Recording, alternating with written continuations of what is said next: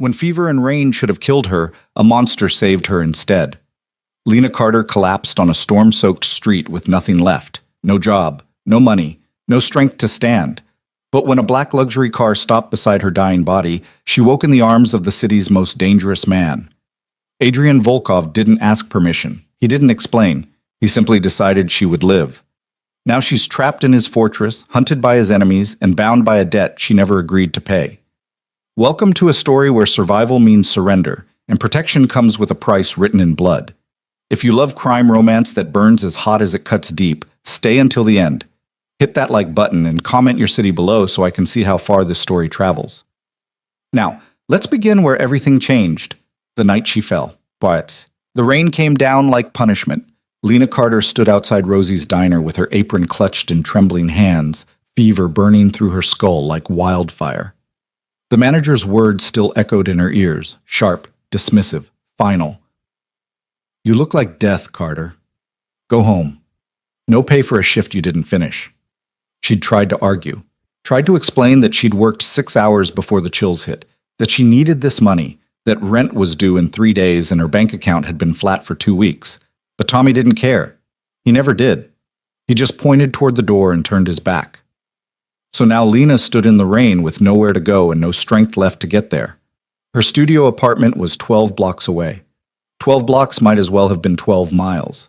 Her legs felt like they were made of water. Her vision swam with every blink, and the fever had climbed so high she could barely think straight. She pressed one hand against the diner's brick wall, trying to steady herself, trying to breathe through the nausea crawling up her throat. Just walk. One foot in front of the other. You've done harder things than this. But had she? 23 years old and Lena Carter had nothing. No family she could count on. No friends close enough to call at midnight. No safety net, no savings, no plan beyond surviving one more day. Her father had vanished 6 years ago, leaving behind only questions and a reputation that followed her like a shadow. Her mother had died when Lena was 17, taking with her the last thread of stability Lena had ever known. Since then, it had been nothing but work. Waitressing, cleaning, retail shifts that paid minimum wage and demanded maximum humiliation.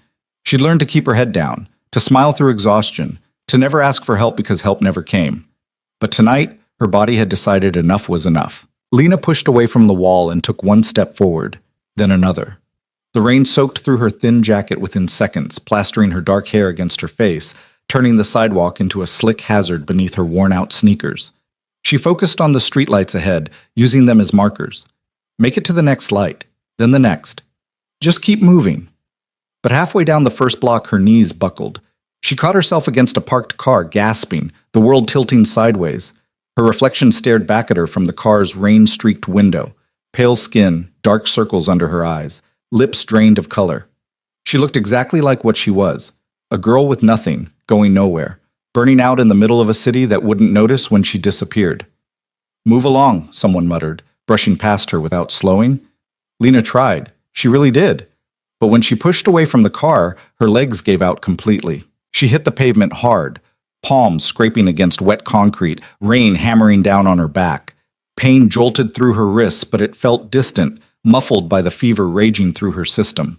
She tried to push herself up, but her arms wouldn't cooperate. Tried to call for help, but her voice came out as nothing more than a whisper lost in the storm. People walked past. Cars drove by, tires hissing through puddles. The city moved around her like she wasn't even there. Lena's cheek pressed against the cold sidewalk. Rain pooled around her face. Her vision started to narrow, darkness creeping in from the edges. She thought about her mother, about the promises she'd made at her grave. "I'll make it, Mom. I'll survive. I'll prove Dad was wrong about me." But maybe Dad had been right after all. Maybe she was exactly what he'd always said, too weak, too soft, not built for the real world. The darkness grew thicker. Lena's eyes fluttered closed, and then she heard it, the low, powerful purr of an expensive engine, the kind of sound that didn't belong in this neighborhood. Tires rolling to a stop just inches from her head, a car door opening. Footsteps. "Christ," a man's voice said, low and controlled. "Someone get the med kit." Hands touched her shoulder, firm but careful. Lena tried to open her eyes, but the effort was too much. She felt herself being lifted, cradled against something solid and warm. Rain stopped hitting her face. The world shifted. She's burning up, the voice said again, closer now. How long has she been lying here? No idea, boss. A different voice, rougher. You want me to call ahead to the estate? Already done. Drive. The word was a command, absolute and unquestioned. Lena felt motion, felt herself being settled onto soft leather, felt warmth wrapping around her like a blanket. She should have been afraid, should have fought, should have demanded to know who these people were and where they were taking her. But the fever had stolen everything except the animal need to survive, and right now, survival meant heat, safety, rest. Lena let the darkness take her. She woke in pieces. First came awareness of softness beneath her. Not the thin mattress of her studio apartment, but something thick and expensive. Then warmth, real warmth. Not the struggling radiator heat she was used to, but the kind that came from quality blankets and controlled climate. Then light, filtering through her eyelids, gentle and indirect. Lena's eyes opened slowly. She was staring at a ceiling she didn't recognize. High, detailed with crown molding she'd only ever seen in magazines. A chandelier hung above her, crystals catching the morning light. The walls were painted a soft cream color, decorated with actual art, not posters but real paintings in gilded frames. Where the hell am I? Panic tried to spike, but her body was too exhausted to cooperate. Lena turned her head, taking in the room. Massive, elegant, a bedroom bigger than her entire apartment, furnished with pieces that probably cost more than she made in a year. Heavy curtains framed tall windows. A fireplace stood cold and ornate against one wall. The bed she was lying in could have fit 4 people comfortably. She was dressed in clothes she didn't recognize, soft cotton pajamas that weren't hers, clean and perfectly sized. Someone had changed her, washed her, treated her. The fever was gone. Her head felt clear for the first time in days. An IV line ran from her arm to a bag hanging on a stand beside the bed, clear fluid dripping steadily. This isn't a hospital. Lena's heart started to race. She sat up slowly, wincing at the pull of sore muscles, and looked for her clothes, for her phone, for anything familiar. But there was nothing. Just this pristine room and the growing certainty that she'd woken up in someone's private residence. Someone wealthy. Someone powerful. The door opened. Lena's breath caught. She grabbed the blanket, pulling it up instinctively, her mind racing through possibilities. Kidnapping, trafficking, worse things she didn't want to name. But the man who entered wasn't what she expected. He was tall, probably early 30s, with dark hair cut short and sharp features that belonged on magazine covers. He wore a black suit tailored so precisely it looked like armor, and he moved with the kind of controlled grace that spoke of violence held carefully in check. His eyes were gray, cold, assessing, intelligent, and looking directly at her. "You're awake," he said. His voice was the same one she'd heard in the rain, low, controlled, carrying an authority that didn't need to be announced. "Good. The doctor said you'd pull through, but I prefer confirmation." Lena's throat was dry. "Who are you?" "Adrian Volkov." He said it like the name should mean something, like she should already know. She didn't. "Where am I?" "My estate, 20 minutes outside the city." Adrian moved further into the room, his attention never leaving her face. "You collapsed in the rain last night with a fever of 104. Pneumonia, early stages. The IV is antibiotics. You'll need to keep it in for another 6 hours." His tone was matter-of-fact, clinical, like rescuing dying women off the street was just another Tuesday. Lena's mind spun. You can't just take people. I need to go home. You need to recover." Adrian cut her off smoothly. "Going home to a walk-up with no heat and probable mold issues will put you back on that sidewalk within a week. This time, you might not wake up." Heat flushed through her face. "You don't know anything about where I live. I know you work at Rosie's Diner. I know you were sent home without pay for a shift you completed. I know your rent is overdue and your bank account is empty." His expression didn't change.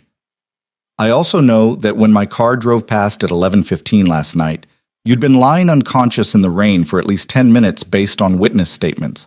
No one stopped. No one called for help. The city was going to let you die."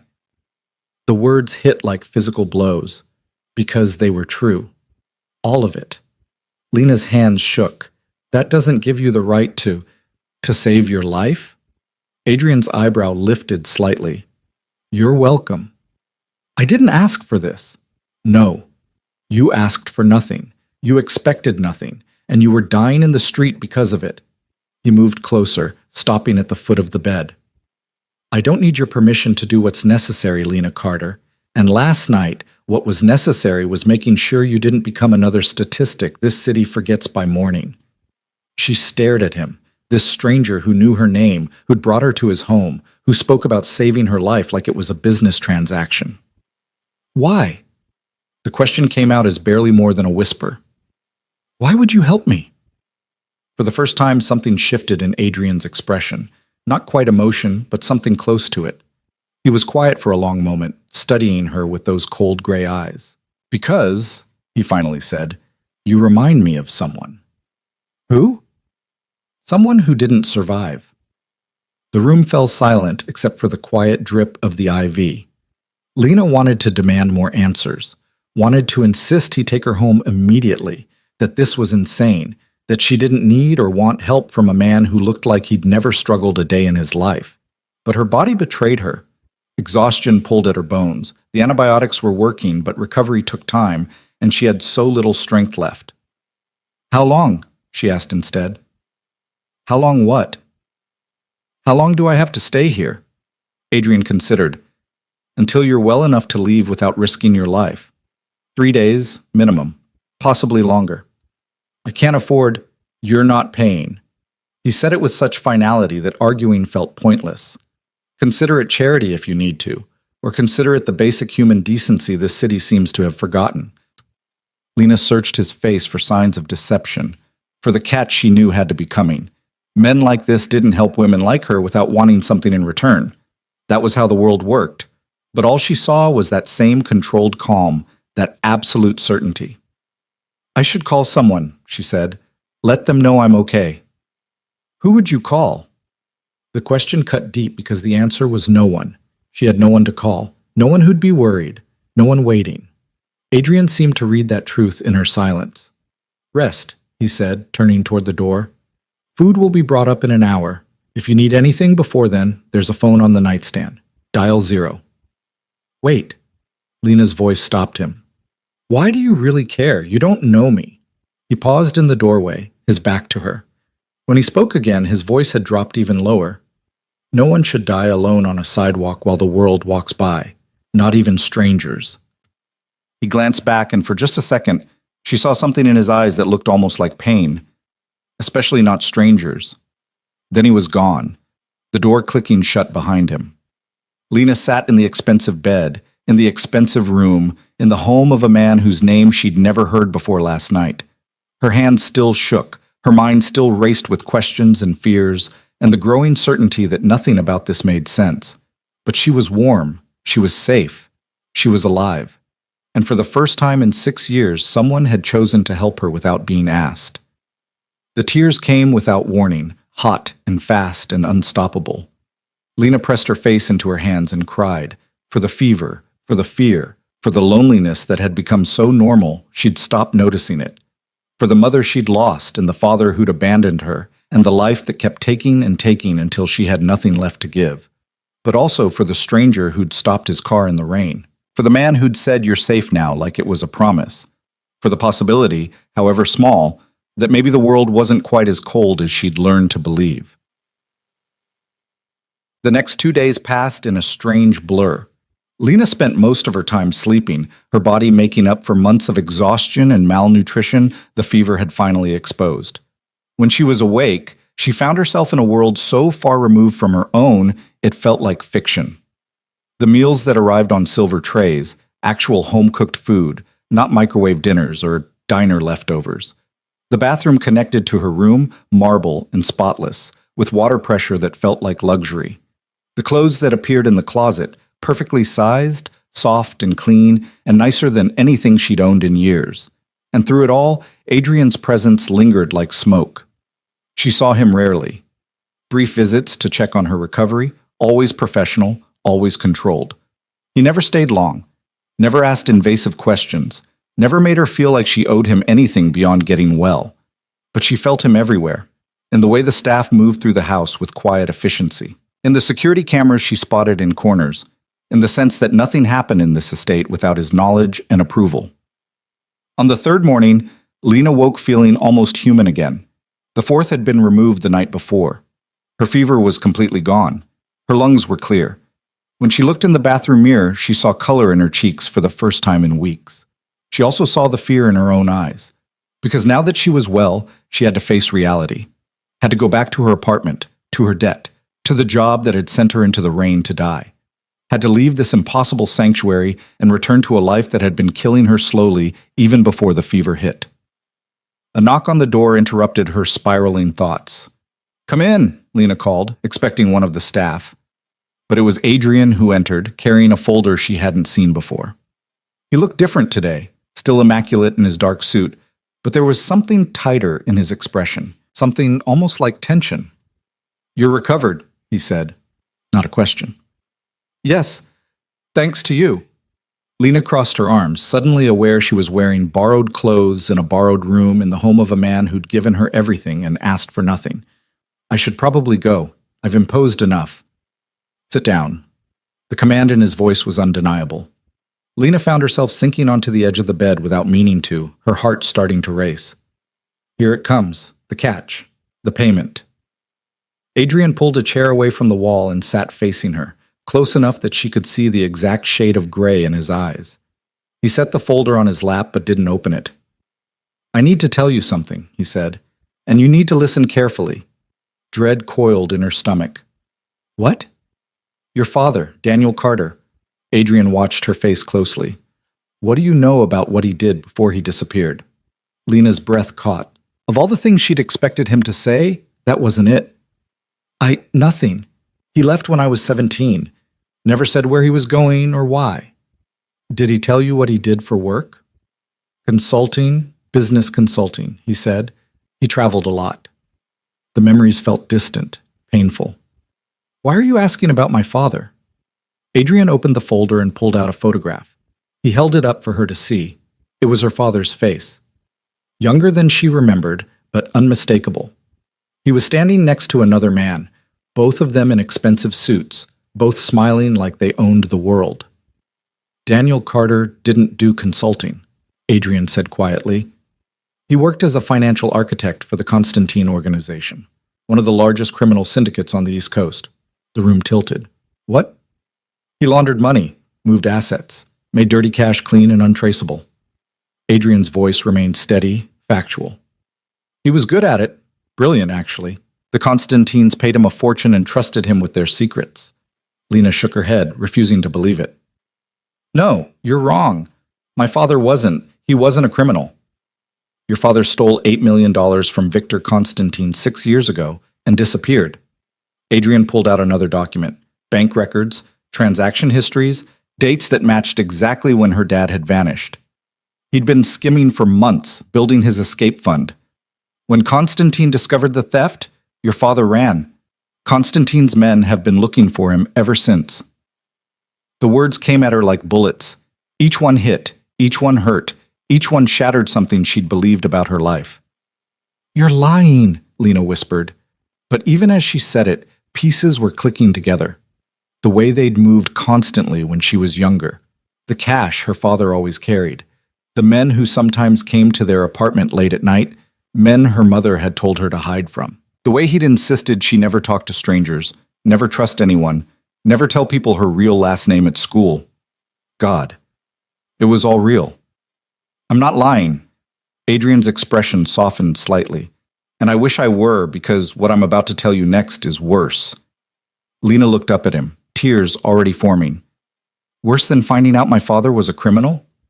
"Worse than that." He leaned forward, his attention locked on her. "Victor Constantine died 3 years ago. His son Alexei took over the organization, and Alexei doesn't forgive debts. He's been hunting for your father systematically, methodically, and 6 weeks ago he found something." "What?" "You." The single word dropped like a stone into deep water. "Me," Lena repeated numbly. "He knows Daniel Carter had a daughter, knows your name, your face, where you work." Adrian pulled out surveillance photos, images of her walking to the diner, leaving her apartment, standing at bus stops. professional shots taken from distance. Alexei can't find your father, but he can find you. Lena's hands were shaking again. What does he want? Bait, leverage. He thinks if he takes you, your father will come out of hiding to save you. Adrian's jaw tightened. Or if your father doesn't care enough to come, Alexei will make you pay Daniel's debt another way. The implication hung heavy in the air. I don't have $8 million, Lena said. Her voice sounded strange to her own ears, distant and hollow. He doesn't expect you to pay in money. Nausea rolled through her. So what am I supposed to do? Run? Hide? Spend the rest of my life looking over my shoulder? No. Adrian stood, moving to the window. Rain had started again outside, washing against the glass. That's not an option anymore. Alexei knows who you are. He has resources I can't fully counter. If you go back to your apartment, back to your life, you'll be taken within a week. Then what? Lena stood too, anger rising through the fear. What the hell am I supposed to do?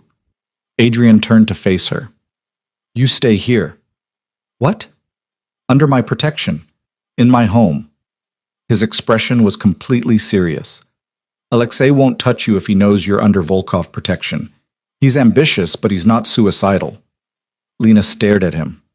Why would you do that? Why would you risk... She stopped. Who are you, really? Someone who has the power to keep you safe. Adrian crossed back to her, stopping close enough that she had to tilt her head back to meet his eyes. And someone who has reasons to want the Constantine organization weakened. You're a criminal too. She said it as fact, not question. I'm a lot of things. But yes, in the eyes of the law, I operate outside certain boundaries. No shame in his voice. No apology.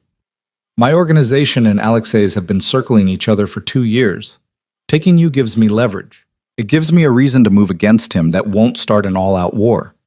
Understanding dawned cold and heavy. You didn't save me out of kindness. You saved me because I'm useful. I saved you because you were dying. Adrian's voice sharpened. Everything that came after, the investigation into who you were, the discovery of your father's history, that happened while you were unconscious. But the decision to pick you up off that sidewalk, that was just human decency. And now? Now you have a choice.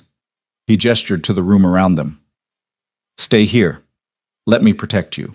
Let me use the fact that I have Daniel Carter's daughter to put pressure on Alexei Constantine. Help me find your father before Alexei does.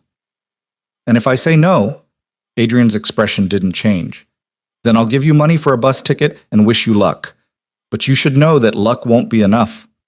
Alexei's patient, he's thorough, and he will find you. Lena felt trapped, cornered by choices that weren't really choices at all. Stay with one dangerous man or take her chances with another, even worse. You want to use me as bait, she said. I want to use your existence as a strategic advantage. There's a difference. Adrian pulled out his phone, tapped the screen, and held it up. The image showed a man in his late 20s, blonde and sharp-featured, standing beside what looked like a private jet. Expensive suit, expensive watch, expensive smile.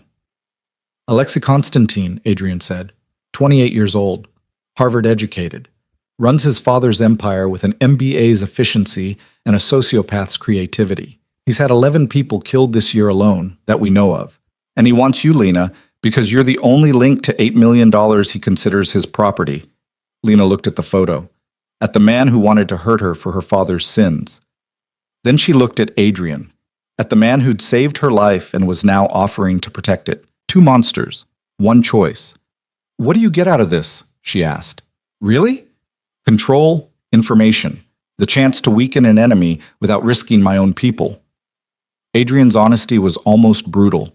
And maybe, if we're lucky, we find your father and recover that money. Constantine loses his leverage. You get answers. I get paid for my trouble.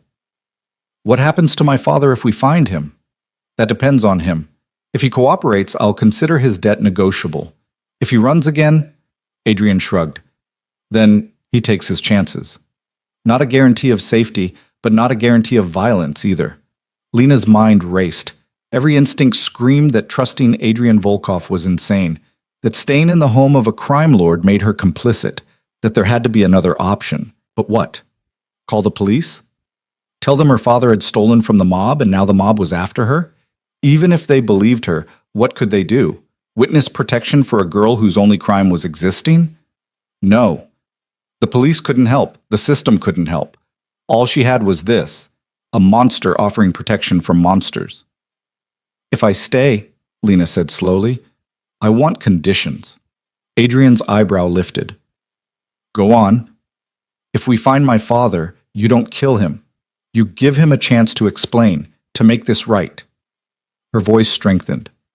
And you don't treat me like property. I'm not your prisoner. I'm not your weapon. If I'm helping you, it's because I choose to. For a long moment, Adrian studied her. Then something that might have been respect flickered in his eyes. Agreed, he said. Your father gets a chance, and you keep your autonomy. But understand this, Lena. While you're under my roof, you follow my security protocols. No leaving the estate without clearance. No contact with anyone from your old life without my knowledge. And if I tell you to do something for your own safety, you do it. No arguments. It wasn't freedom, but it was more than she'd have anywhere else. Lena extended her hand. Deal. Adrian looked at her outstretched hand for a moment, then took it. His grip was firm, warm, absolute. Welcome to the shadows, Lena Carter, he said quietly. I hope you survive. So did she. 1. The reality of her new life hit within hours. Adrian assigned her a room, the same one she'd been recovering in, now officially hers. He introduced her to Marcus, head of security, a mountain of a man who looked like he could break her in half without trying. He showed her the boundaries of the estate, 10 acres of manicured grounds surrounded by walls topped with cameras and sensors. This is your safe zone, Adrian explained as they walked the perimeter that afternoon. Rain had stopped, but the sky remained gray. Inside these walls, no one can touch you. Outside, he gestured to the city visible in the distance. Outside, you're vulnerable.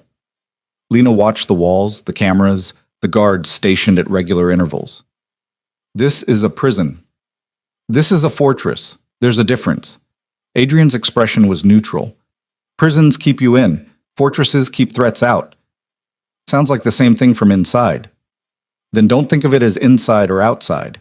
Think of it as safe or dead. His bluntness was becoming familiar. Those are your options now. They walked in silence for a while. Lena tried to process the magnitude of what she'd agreed to. 3 days ago, she'd been a struggling waitress. Now she was living in a crime lord's mansion, hiding from a criminal organization, hunting for a father who might not want to be found. How did my life become this? I want to help, she said suddenly, with finding my dad. I don't want to just sit here waiting. Adrian glanced at her. You have information that could help? Maybe. I mean, I don't know where he is, but I know him, how he thinks, what he's afraid of. Lena's mind worked through memories. He was paranoid, always had backup plans. He used to say, never get trapped with only one exit. Smart philosophy for a thief. He wasn't just a thief. The words came out defensive. He was my dad. She stopped, emotions tangling. He wasn't good. I get that now. But he wasn't just the money. Adrian's expression softened slightly. People are complicated. Your father can be a criminal and still have loved you. Did your father love you? The question slipped out before Lena could stop it. She immediately regretted it, expecting Adrian to shut down or deflect, but he surprised her. No, he said simply. My father loved power. I was just the tool he used to keep it. I'm sorry. Don't be. He's dead. I'm not. Adrian's tone suggested that was all that mattered. And I learned what not to become. They reached a small garden, hidden behind hedges. Benches circled a fountain that wasn't running. Adrian gestured for her to sit. Tell me about your father, he said. Everything you remember, things he said, places he mentioned, people he knew. Even small details matter. So Lena talked. For the first time in 6 years, she let herself remember Daniel Carter, not as the man who'd abandoned her, but as the complicated, flawed, loving father he'd been before everything fell apart. She told Adrian about the stories her dad used to tell, tall tales about places he'd been, deals he'd made, close calls with disaster. About how he'd taught her to play chess, always 3 moves ahead. about his obsession with old movies, especially heist films, about the way he'd made her mother laugh, and about the last time she'd seen him. He came to my room the night he left, Lena said quietly. The memory was still sharp after all these years. It was late. He woke me up. He looked, she struggled for the word, terrified. I'd never seen him scared before. What did he say? He said he'd made a mistake, a big one, and that he had to leave to fix it before it got worse. Lena's throat tightened. He told me to be strong, to take care of Mom. He said he'd come back when it was safe. Did he say what the mistake was? No, just that he'd trusted the wrong people. She looked at Adrian. He kissed my forehead and left. I never saw him again. Adrian was quiet, processing. He didn't take you with him? No. Interesting. What's interesting about abandoning your family? He didn't abandon you. He left you behind. Adrian's distinction was subtle but important. Taking you would have put you in danger. Leaving you gave you a chance at a normal life. Until it didn't. Until Alexei connected the dots. Adrian stood, pacing slowly. Your father must have covered his tracks well.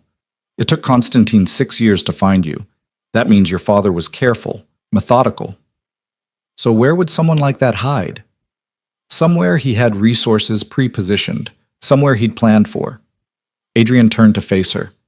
Did he ever talk about places he wanted to retire? Countries he admired? Cities that felt safe? Lena thought hard. He liked Montreal, talked about it a lot. Said the city had good bones, whatever that meant. Montreal. Adrian pulled out his phone, typing notes. What else? He collected old coins. Always said if he ever had real money, he'd buy a coin shop somewhere quiet.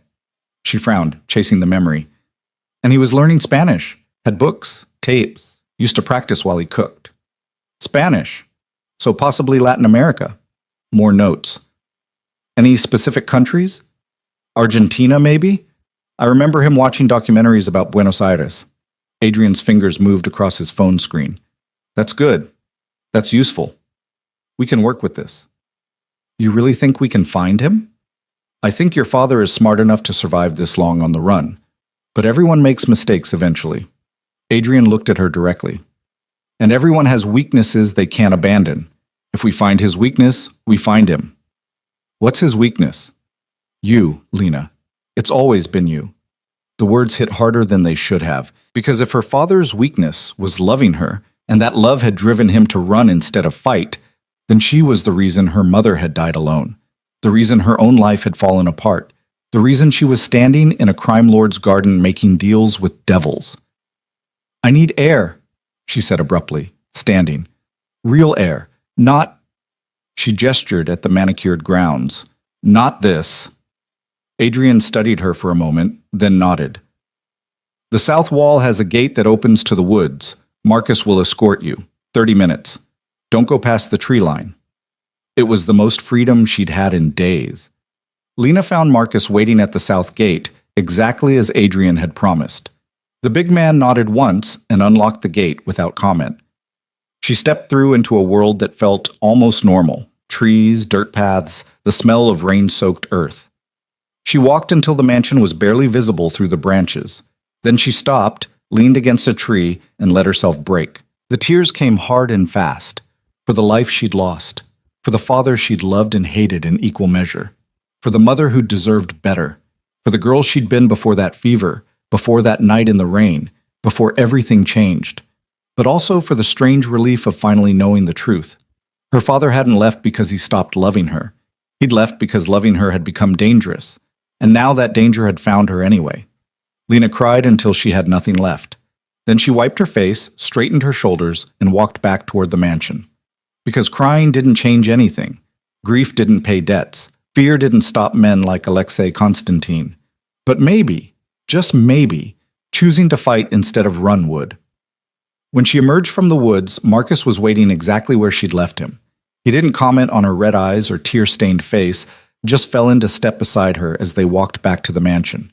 Mr. Volkov asked me to tell you dinner's at 7, Marcus said. His voice was surprisingly gentle for someone his size. Chef's making something special. Says you need to eat more. Lena almost laughed. In a world of criminals and conspiracies, someone was worried about her appetite. "Tell the chef thank you," she said. "Tell him yourself. He likes meeting people he cooks for." They reached the mansion's back entrance. Before going inside, Lena turned to Marcus. "Can I ask you something?" "Sure." "Why do you work for Adrian Volkov?" Marcus didn't hesitate. "Because he's the only boss I've ever had who keeps his word. Says he'll protect you, he protects you. Says he'll pay you, he pays you. Says he'll kill you." The big man shrugged. "He'll kill you, but he's honest about it." "Is that enough? Honesty? In this world, it's everything." Marcus opened the door for her. "Most people lie about who they are. Mr. Volkov doesn't. He's dangerous, he's ruthless, and he doesn't pretend otherwise. That makes him trustworthy in ways most people aren't." Lena thought about that as she headed upstairs, about how Adrian had laid out exactly what he wanted from her, how he'd been brutally honest about the danger she faced, how he'd given her a choice even when he could have simply taken what he needed. Maybe Marcus was right. Maybe in a world built on lies, brutal honesty was the closest thing to virtue. That night, Lena met the chef, a middle-aged woman named Rosa, who fussed over her like a grandmother and made her eat 3 servings of pasta. She met Thomas, Adrian's driver, who told terrible jokes while testing the mansion's security systems. She met Elena, the head housekeeper, who showed her how the security panels worked and gave her override codes just in case. They treated her like a guest, like a person, not like leverage or bait or a pawn in someone else's game. And when Adrian finally appeared for dinner, dressed down in just a dark shirt and slacks, he asked about her day like it mattered, like she mattered. "Did you get your air?" he asked, cutting into the salmon Rosa had prepared. "I did, thank you." "Good, you'll need to be clear-headed for what comes next." He set down his fork. "I have someone coming tomorrow, a private investigator who specializes in finding people who don't want to be found. I want you to talk to him, tell him everything you told me." "Okay." "And Lena?" Adrian's gray eyes met hers across the table. "I meant what I said earlier. Your father gets a chance, but you need to prepare yourself for the possibility that when we find him, he's not the man you remember." "I know." She did know, had known for 6 years, really. "But I need to see him anyway, need to ask him why." "Fair enough."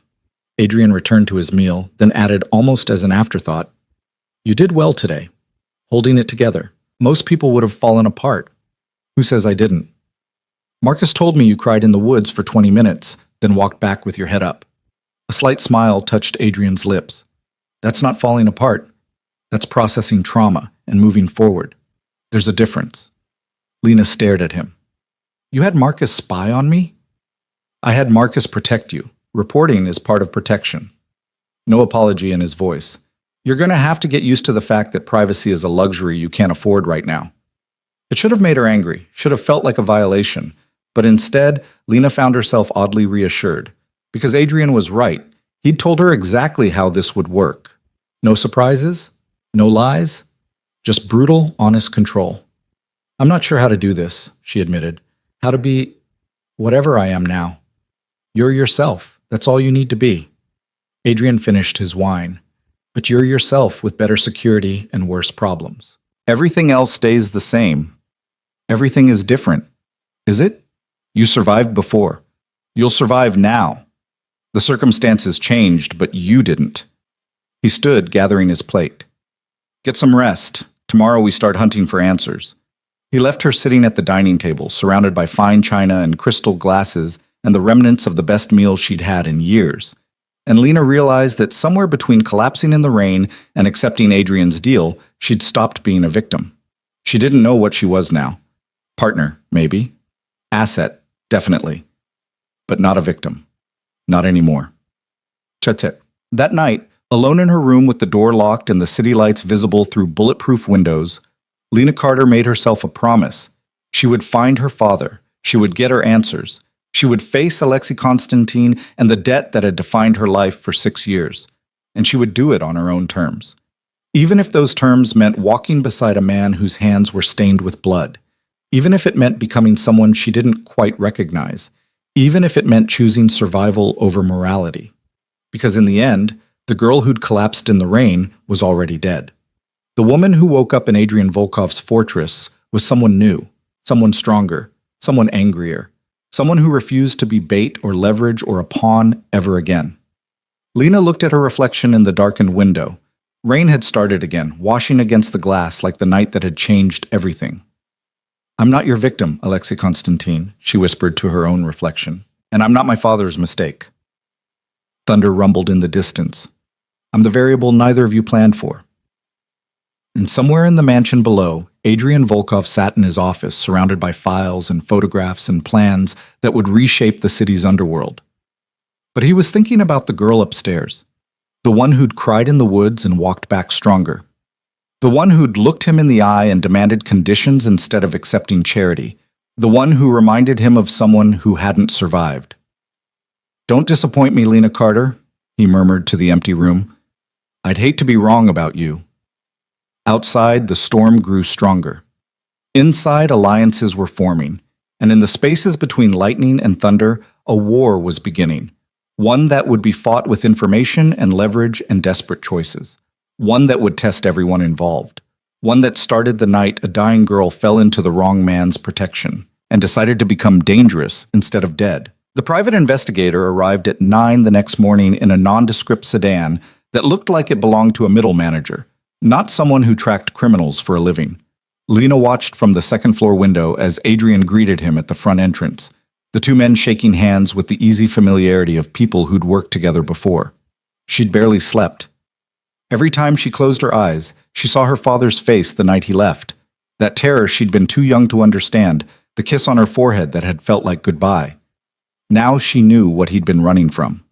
Now she understood the weight he'd carried alone. "Miss Carter?" Elena knocked softly on the open door. "Mr. Volkov asked me to bring you down to his office." Lena turned from the window, smoothing down the sweater Elena had laid out for her that morning. Another piece of borrowed clothing that fit perfectly, another reminder that her old life had become completely inaccessible. The apartment she'd barely been able to afford was probably already cleared out by her landlord, her few possessions thrown away or sold. Everything she owned now existed within these walls. "I'm ready," she said, though she wasn't sure that was true. Adrian's office was on the first floor, behind a heavy oak door that had probably cost more than Lena used to make in 6 months. The room itself was exactly what she'd expected: dark wood furniture, floor-to-ceiling bookshelves, windows that overlooked the estate's eastern gardens. What surprised her was how lived-in it felt. Paper scattered across the desk, coffee cups on various surfaces, a jacket thrown over one of the leather chairs. This wasn't a showpiece. This was where Adrian actually worked. The investigator stood when she entered. He was in his 50s, Lena guessed, with gray-streaked hair and the kind of face that blended into crowds perfectly. Forgettable features, neutral expression, eyes that missed nothing. "Lena Carter," Adrian said, gesturing between them. "This is Robert Chen. He's been finding people for me for 8 years. If your father left a trail, Robert will find it." "Miss Carter," Chen's handshake was firm but brief. "I understand we're looking for a man who's been off-grid for 6 years." "My father, yes." Lena sat in the chair Adrian indicated, trying to ignore how her hands wanted to shake. "Daniel Carter." Chen pulled out a tablet, fingers moving across the screen. "I've reviewed the basic file Mr. Volkov provided. Your father worked financial architecture for the Konstantin organization from 2014 to 2019, disappeared with $8 million in February 2019. No confirmed sightings since." He looked up at her. "That's the skeleton. I need you to put flesh on it." Adrian moved to stand by the window, giving them space but staying close enough to listen. Lena felt his presence like gravity, grounding her. "What do you want to know?" she asked Chen. "Everything. Start with his habits.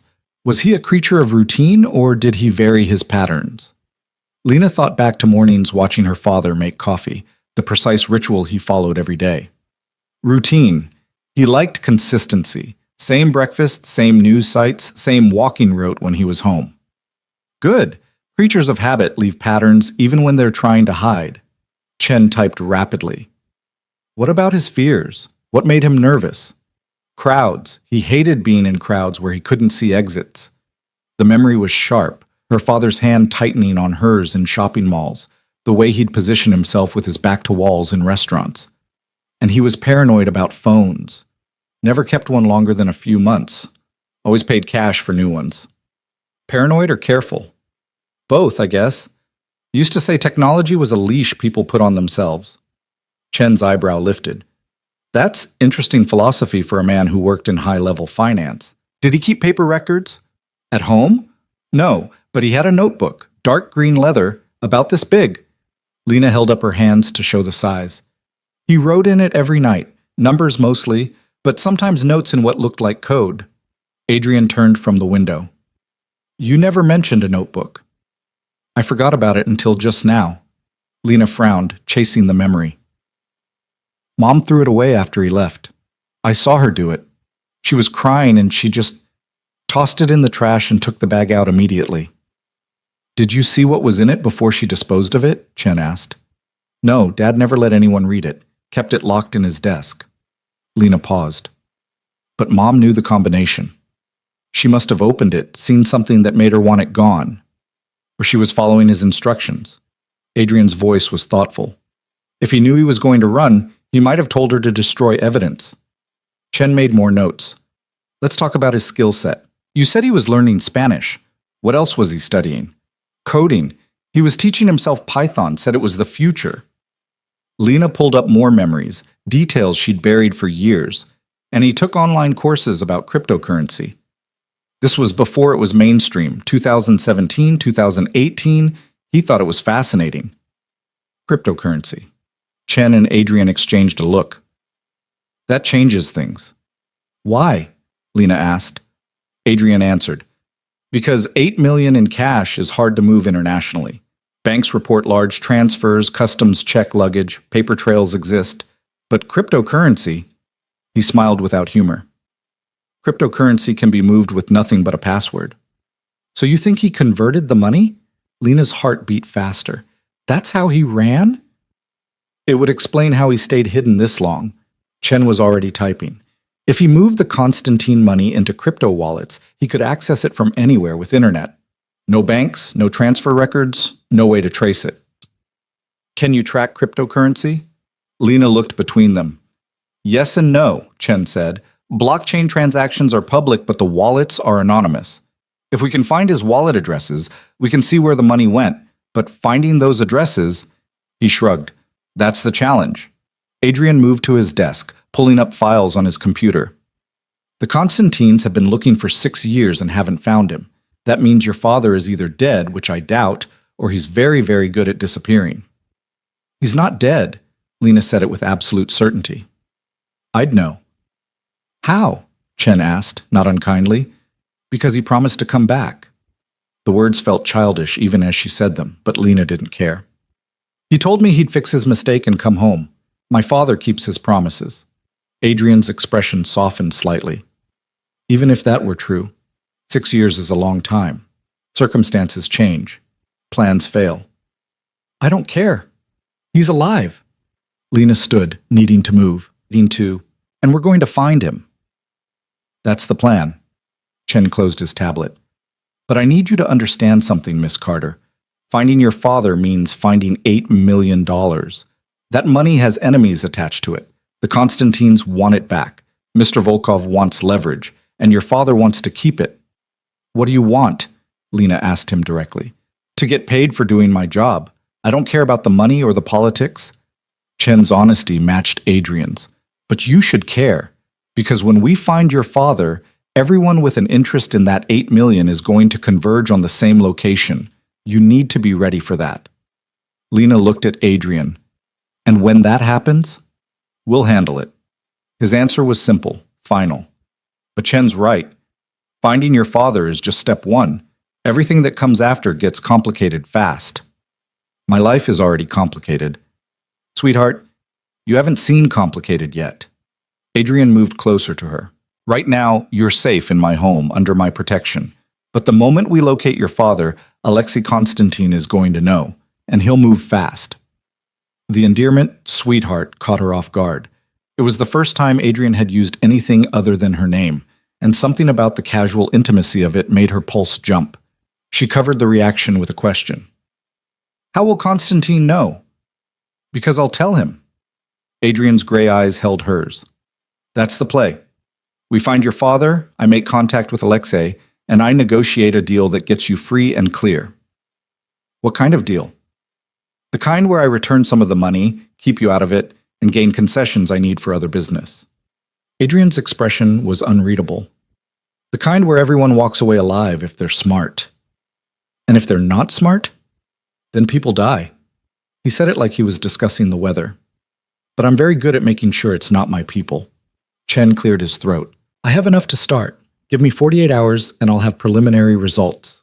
Miss Carter, if you remember anything else, dreams, throwaway comments, places he mentioned even in passing, write them down immediately. He handed her a card with just a phone number. Call that line anytime. It's secure. After Chen left, Lena found herself alone with Adrian in the quiet office. Rain had started again outside, the sound soft against the windows. You called me sweetheart, she said. Adrian glanced up from the file he was reading. I did. Does it bother you? I don't know. Lena moved to the bookshelves, reading titles without really seeing them. Everything about this situation bothers me. I'm living in a stranger's house, hunting for a father who abandoned me, hiding from criminals who want to use me. One more weird thing barely registers. I can stop if you prefer. I didn't say that. She pulled a book at random, Crime and Punishment, leather-bound, and probably worth a fortune. Do you actually read these, or are they just for show? I've read every book in this room at least twice. Adrian set down his file. When you grow up in a world where trust is currency and everyone's playing an angle, books are the only honest company you get. Lena turned to face him. Is that what you think I am? An angle? At first, yes. You were leverage I could use. His honesty should have stung, but somehow it didn't. But you've become more interesting than that. How? You could have run, could have turned down my offer and taken your chances. Adrian leaned back in his chair, studying her. Most people in your situation would have. They'd convince themselves they could outsmart Constantine, or they'd panic and make stupid choices. You did neither. I chose the devil I could see over the one I couldn't. Smart, but more than that, you negotiated, demanded terms, insisted on keeping your autonomy. A slight smile touched his lips. You treated me like a business partner instead of a savior or a captor. That takes clarity most people don't have when they're terrified. Lena set the book back on the shelf. I'm still terrified. Good. Fear keeps you sharp. Adrian stood, moving to the window. The people who get killed in this world are the ones who stop being afraid.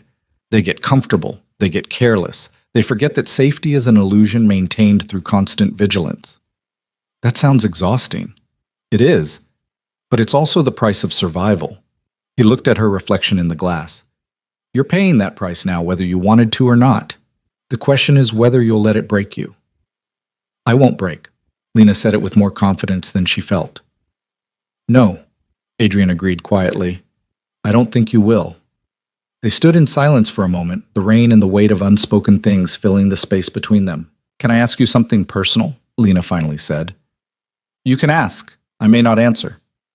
The person I remind you of, the one who didn't survive. She turned to face him properly. Who were they? Adrian's expression shuddered immediately. For a long moment, Lena thought he wouldn't respond. Then he spoke, his voice carefully controlled.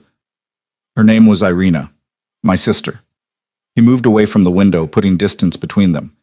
She was 22 when she died, caught in the crossfire of a deal gone bad. Wrong place, wrong time, wrong choices made by people who should have protected her. I'm sorry. Don't be. Sorry doesn't change what happened. Adrian's hands curled into fists, then deliberately relaxed. She was soft, kind, saw the best in people even when they showed her their worst. She thought love could fix things, that family meant something. It doesn't? Not in my world. In my world, family is just another word for leverage. The bitterness in his voice was raw. My father used her to broker deals. My uncle used her to gain favor. And when she became inconvenient, they let her die rather than start a war to save her. Lena's chest tightened. But you would have fought.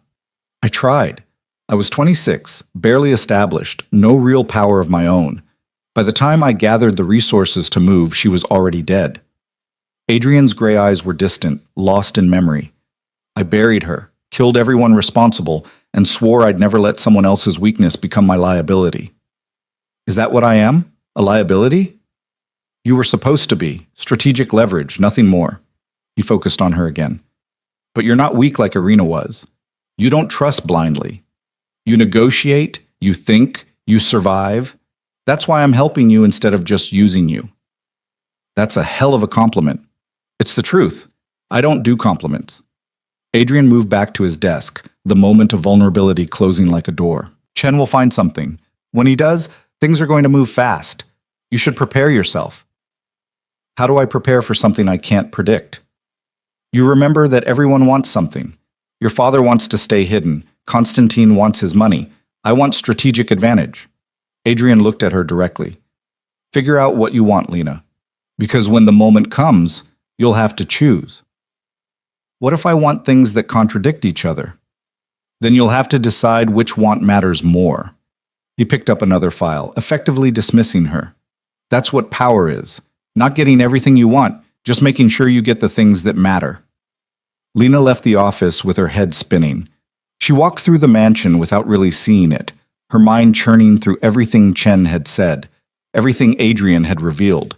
Her father had converted the money to cryptocurrency. That made sense in a way that cash never had. Daniel Carter had always been ahead of the curve, always preparing for futures others couldn't see. But if he'd gone to that much trouble to hide, why hadn't he taken her and her mother with him? Why leave them behind to face the consequences? Unless taking us would have made hiding impossible.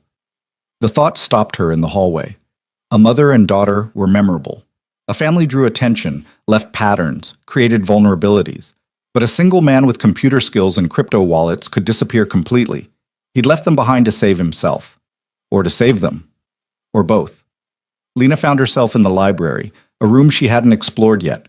2 stories of books, a rolling ladder, leather chairs positioned near a fireplace that actually worked.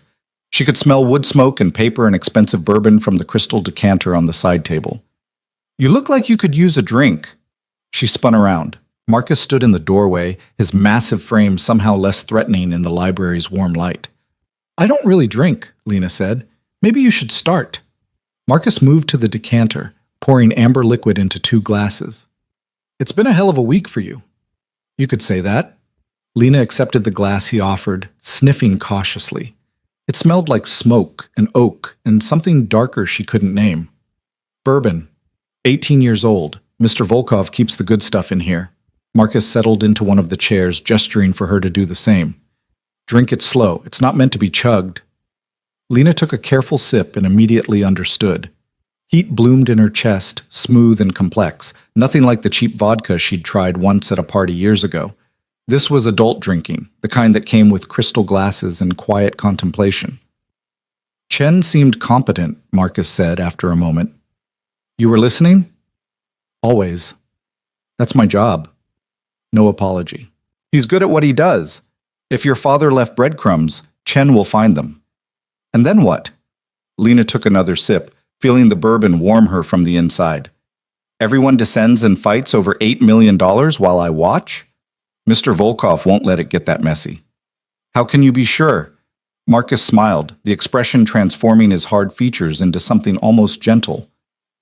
Because messy is expensive. Messy draws attention, and Mr. Volkov didn't build this empire by being careless. You really believe in him?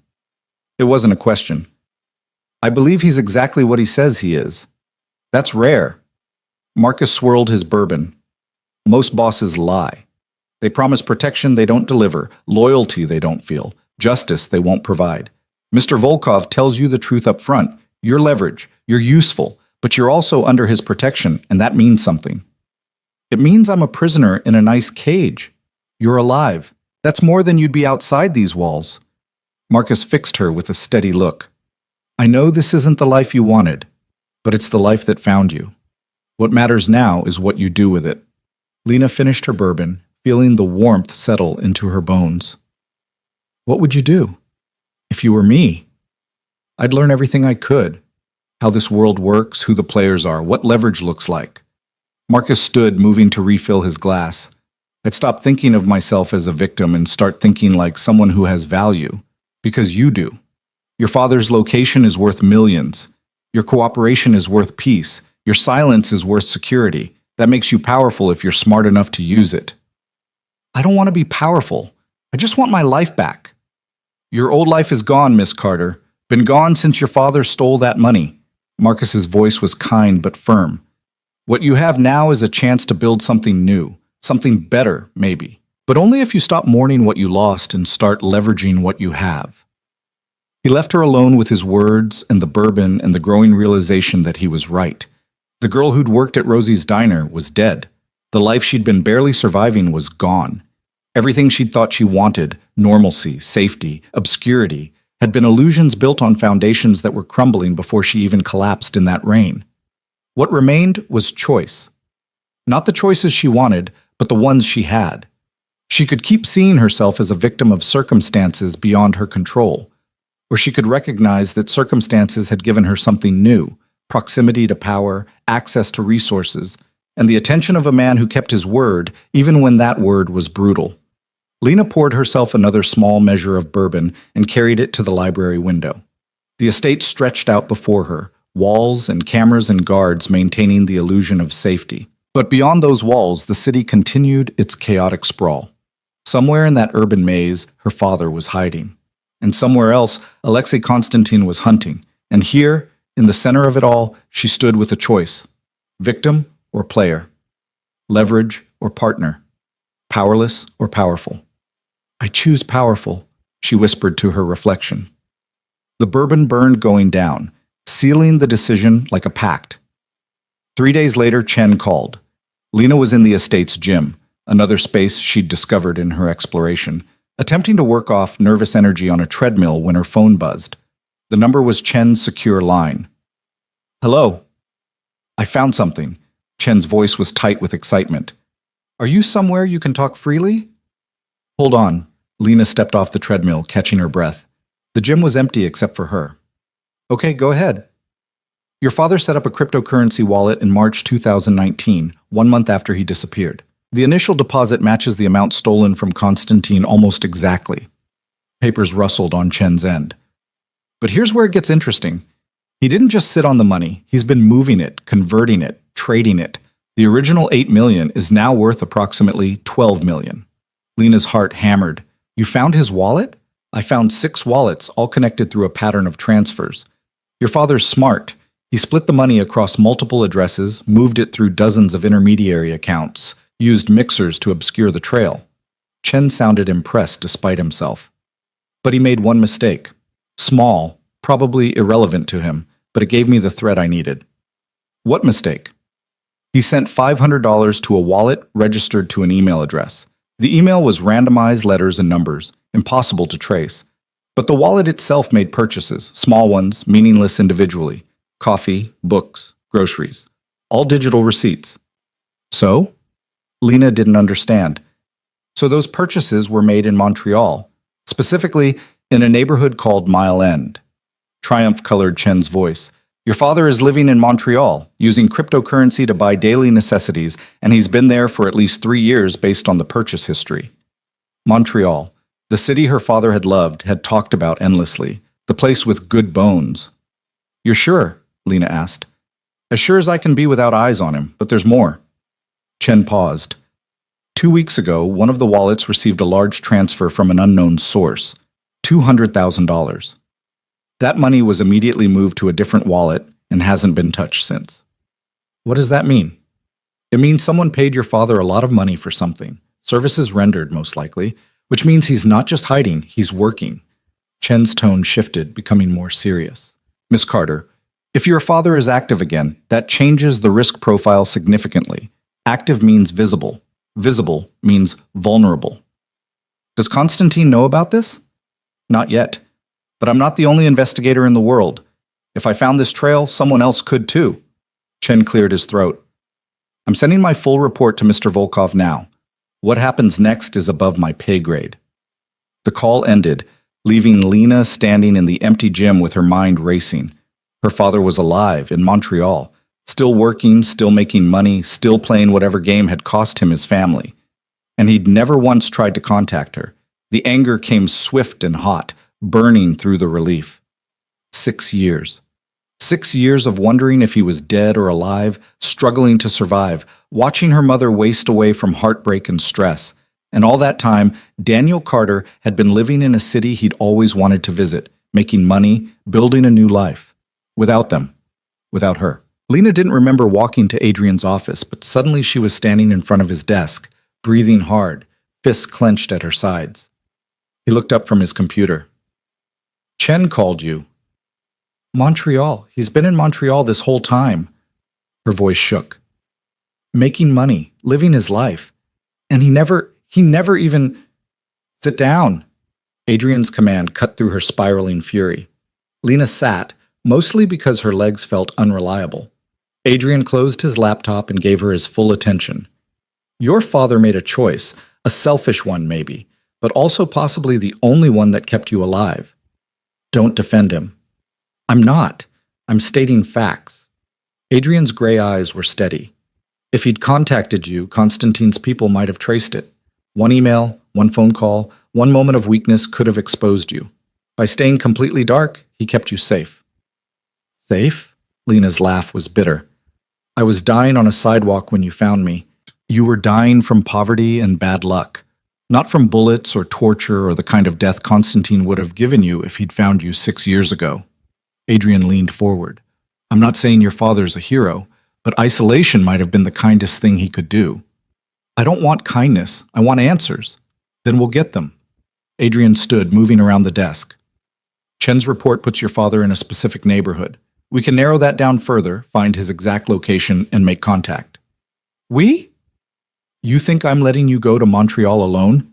Adrian's tone made it clear that wasn't happening. You want answers? Fine, but we do this smart and we do it protected. Lena looked up at him. When do we leave? Tomorrow. I'll have Marcus arrange transport and security. We'll keep the team small, just us and 2 guards. Anything larger draws too much attention. Adrian pulled out his phone, already typing. You'll need a passport. Do you have one? It expired 2 years ago. We'll use a different name. I have documents prepared for situations like this. He glanced at her. How do you feel about being Lena Volkov for a few days? The suggestion hung in the air between them, heavy with implications. Your wife? Lena asked. My wife, my sister, my assistant, whatever story sells best. But married is cleanest. Explains why you're traveling with me, why you're under my protection. Adrian's expression was neutral. It's just a cover.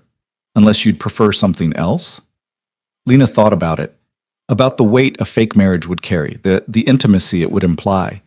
About how people would look at them, what they'd assume. About how part of her didn't hate the idea as much as she should. Married works, she heard herself say. Good. We leave at 8 tomorrow morning. Adrian returned to his desk, the decision made and already moving on. Pack light. We're not tourists. Lena stood, her anger from earlier transformed into something else. Purpose, maybe. Or determination. Or just the cold certainty that in less than 24 hours she'd be face to face with the father who'd abandoned her. Adrian? He looked up. Thank you for doing this, for helping me get answers. The words felt inadequate but necessary. Something softened in his expression. Thank your father for being predictable. This would be much harder if he'd been smarter about hiding. He was always too sentimental for his own good. Sentiment is weakness in this world. Adrian's voice was quiet. But it's also the lever that moves people. Remember that when we find him. Lena nodded and left, her mind already racing ahead to Montreal, to confrontation, to the moment when 6 years of questions would finally get their answers. That night, she barely slept.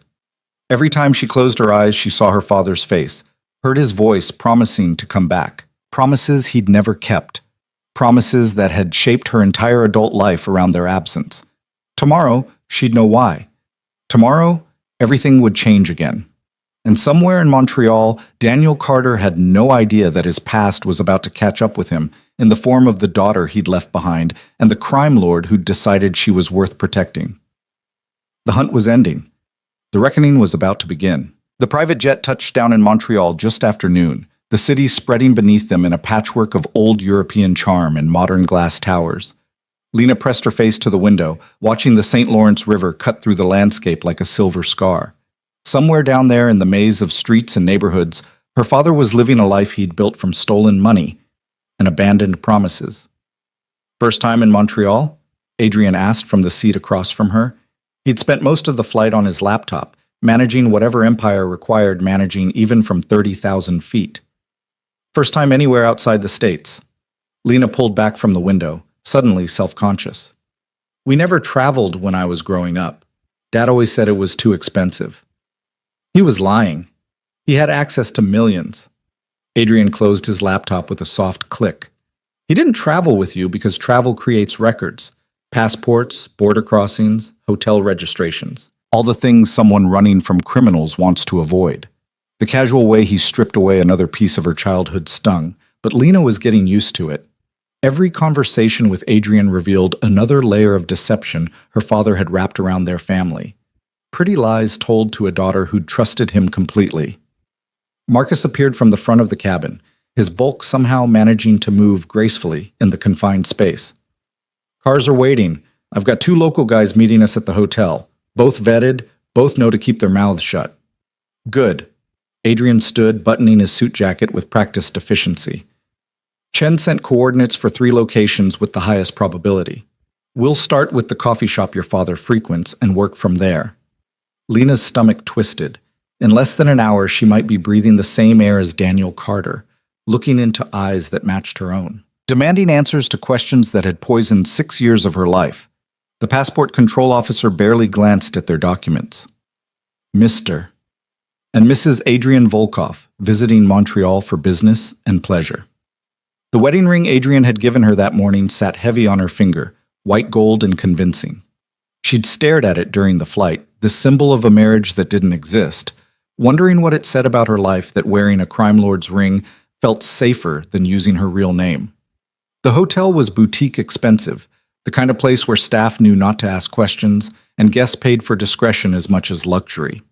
Their suite had 2 bedrooms separated by a common living area, all exposed brick and carefully curated modern furniture. Separate rooms, Adrian said, catching her glance. The marriage is for paperwork, not sleeping arrangements. I wasn't worried. Lena set her small bag on the couch, suddenly awkward. They'd lived in the same house for over a week, but this felt different. More intimate somehow, despite the separate bedrooms. Maybe because here they were pretending to be something they weren't, and the line between pretense and reality felt dangerously thin. Marcus entered with 2 men Lena hadn't seen before. Both were in their 30s, fit and alert, in the way that screamed security even in civilian clothes. Lena Carter, meet James and Dimitri. Adrian made introductions with efficient brevity. They'll be our shadows while we're in the city. James is former RCMP. Dimitri grew up in Mile End. Between them, they know this area better than most locals. Ma'am, James nodded, his English touched with French inflection. We've already scouted the 3 locations Mr. Chen identified. The coffee shop is 2 blocks from here. Your father was there this morning. Lena's breath caught. This morning? You saw him? Dimitri did. Matched the photo perfectly. James pulled out his phone, showing surveillance shots taken from across the street. He arrived at 8:15, ordered an Americano, worked on a laptop for 90 minutes, then left, walked north toward Rue Saint-Viateur. The photos showed a man who looked like her father, but older, grayer, wearing wire-rimmed glasses she didn't remember. He was thinner, too, his face carrying lines that hadn't been there 6 years ago. But it was him. Unmistakably, impossibly him. He's real, Lena whispered. I mean, I knew he was alive, but seeing him makes it concrete. Adrian moved beside her, studying the photos over her shoulder. He looks comfortable, settled. This isn't a man looking over his shoulder constantly. Maybe he thinks he's safe. Marcus crossed his arms. 6 years without contact from Constantine would make anyone relax their guard. Or maybe he's gotten too comfortable with his new life to care about the old one. The bitterness in Lena's voice surprised even her. Should we go now? To the coffee shop? Adrian checked his watch. It's 1:30. According to the pattern Chen identified, your father doesn't return until tomorrow morning. We use today to gather intelligence, tomorrow to make contact. I don't want to wait. The words came out sharper than intended. Waiting is smart.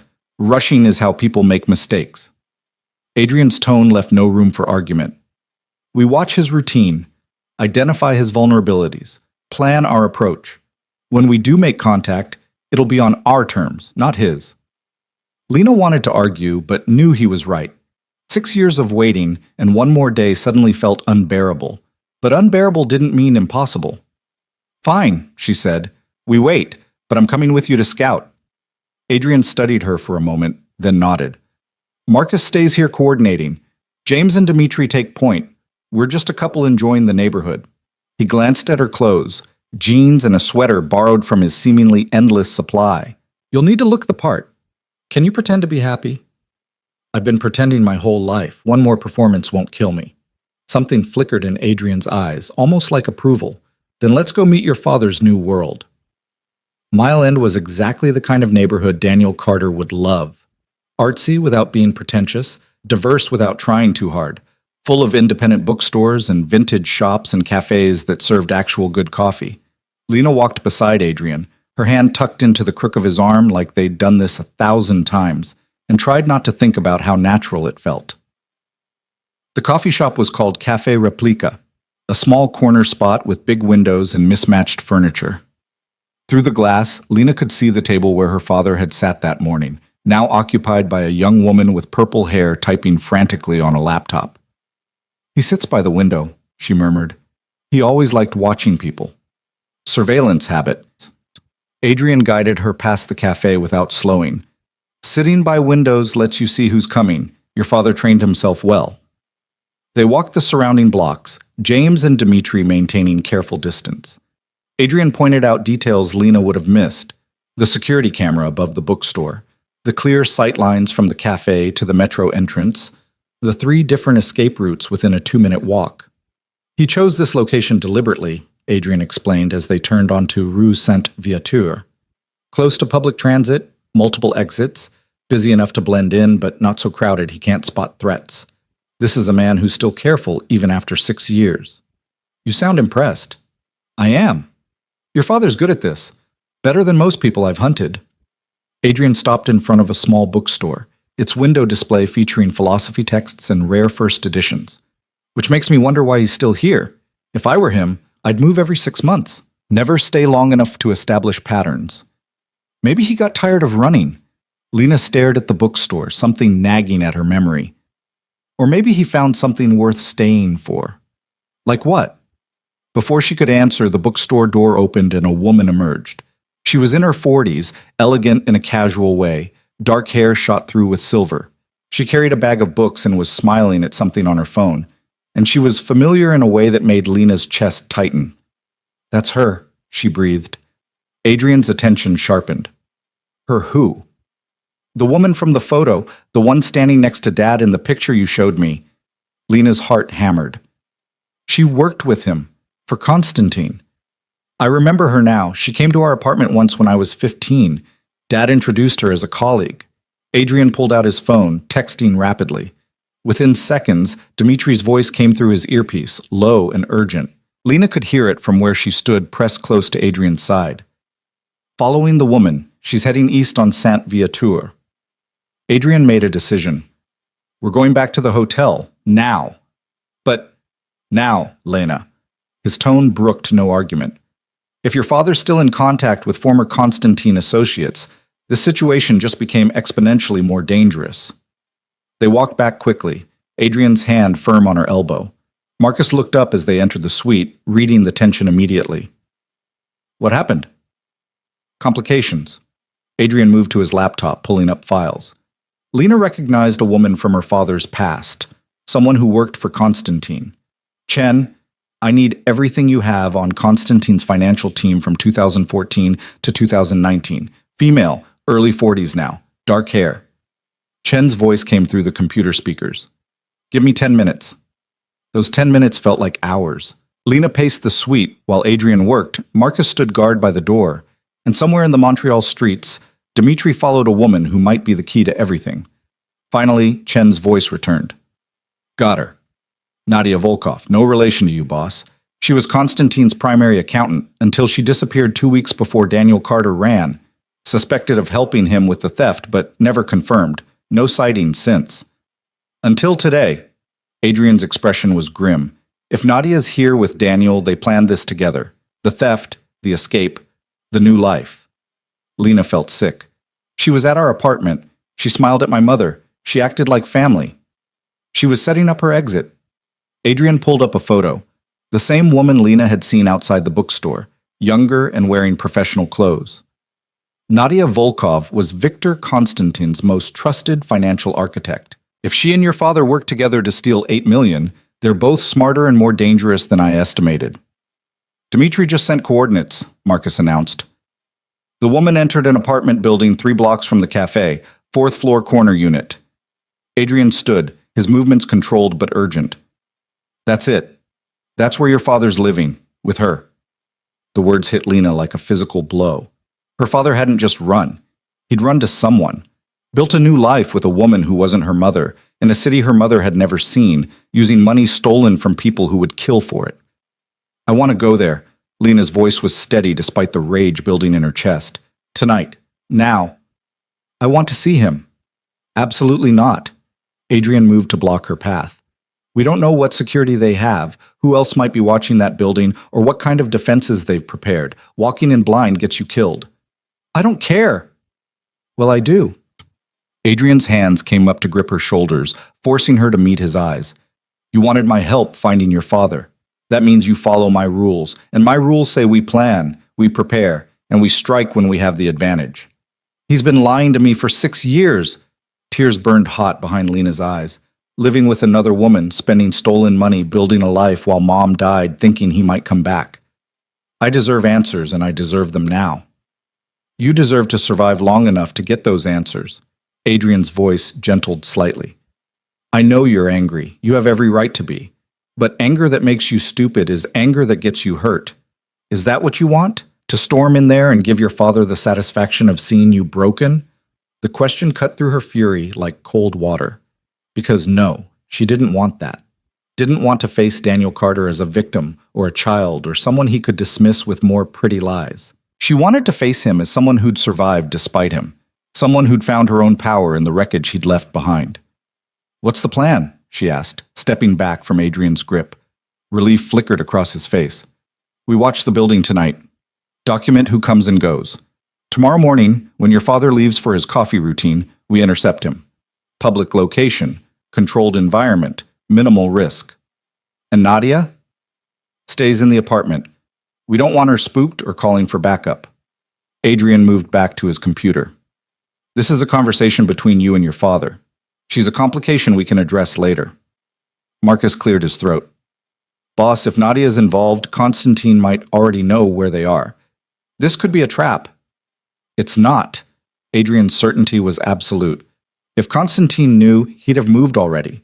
The man doesn't have patience for long games. No, this is just 2 thieves who got away with it and got comfortable. Until now, Lena said quietly. Until now. Adrian's gray eyes met hers. Tomorrow, your father's comfortable life ends. The question is what you want to replace it with. Lena thought about her mother's grave, about the years of struggling alone, about collapsing in the rain because she'd had nothing and no one, about waking up in Adrian's protection and choosing to become something other than a victim. I want the truth, she said. All of it. Why he ran, why he stayed gone, why he chose her over us, and then I want him to face what he's done. Revenge? Justice. The distinction felt important. He doesn't get to just walk away from this. From me. Adrian studied her for a long moment, then nodded. Justice, then. We'll make sure he faces everything he's been running from. That night, Lena stood at the hotel window watching the city lights blur through falling snow. Somewhere in those lights, her father was living the life he'd stolen. Tomorrow, she'd tear it down. But tonight, she let herself grieve for the father she'd thought she had. The one who'd told her bedtime stories and taught her chess and promised to always come back. That man had never existed. He'd been a fiction, a mask worn by someone who valued money and freedom and his own survival over the daughter who'd loved him. You should sleep. Adrian's voice came from behind her. She hadn't heard him approach. Can't. Too much in my head. He moved to stand beside her at the window, both of them reflected in the dark glass. For what it's worth, I think you're handling this better than most people would. I don't feel like I'm handling anything. I feel like I'm drowning and pretending to swim. That's all anyone ever does. The ones who survive are just better at pretending. Adrian's reflection smiled slightly. You've gotten very good at it. I had a good teacher. Lena glanced at him. You've been more honest with me than my own father ever was. Honesty is easy when you have nothing to lose by it. Is that what I am to you? Nothing to lose? Adrian turned to face her properly, the city lights casting shadows across his features. You started as leverage, became interesting. Now you're... He paused, searching for words. Someone I'd prefer to see survive this intact.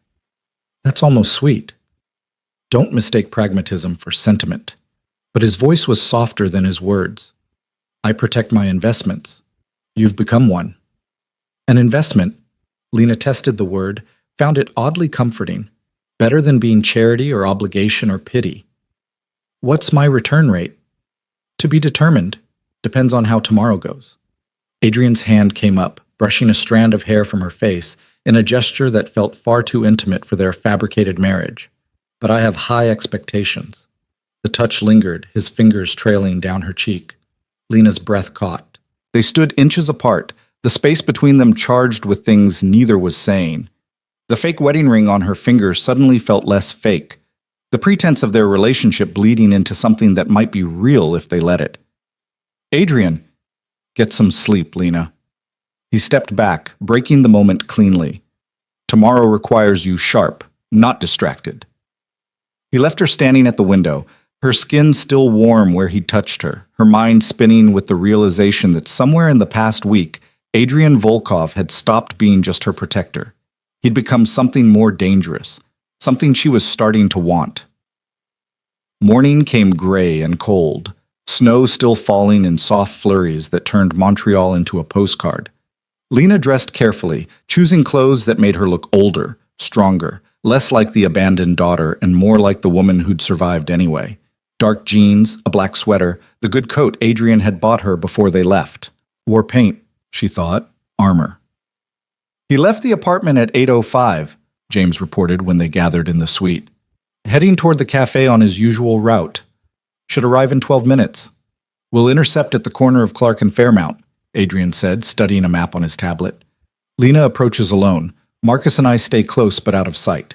James, Dmitri, you maintain perimeter and watch for complications. What kind of complications? Lena asked, her stomach tight with nerves. The kind where Nadia realizes your father's late coming home and sends people looking, or where Konstantin's people happen to be conducting their own surveillance. Adrian looked at her directly. This is the moment where everything either works perfectly or falls apart. Stay calm, get your answers, and signal if you need extraction. Signal how? He handed her a small device that looked like a key fob. Press the button. We'll be on you in 30 seconds. Lena slipped it into her pocket, the weight of it both reassuring and terrifying. This was really happening. After 6 years of questions, she was about to get her answers. The walk to the intercept point took 10 minutes. Montreal's morning crowds provided cover, everyone focused on getting to work or school, no one paying attention to the small group moving with purpose through the snow. Adrian kept close to Lena's side until they reached the designated corner, then melted back into a doorway with Marcus, becoming just another part of the urban landscape. Lena stood alone on the corner, watching the street her father would walk down. Her heart hammered so hard she could feel it in her throat. Her hands shook despite the gloves. Every instinct screamed to run, to hide, to avoid the confrontation that would shatter whatever illusions remained. But she'd chosen this. Chosen to face the truth instead of living in comfortable lies. So she waited. And then she saw him. Daniel Carter walked with the easy confidence of someone who believed he was safe. Earbuds in, hands in his pockets, completely unaware. He'd aged more than the photo suggested. Grayer, thinner, lines carved deep around his eyes and mouth. But his walk was the same. That slight hitch in his left leg from an old soccer injury. The way he tilted his head when something on his phone caught his attention. Her father.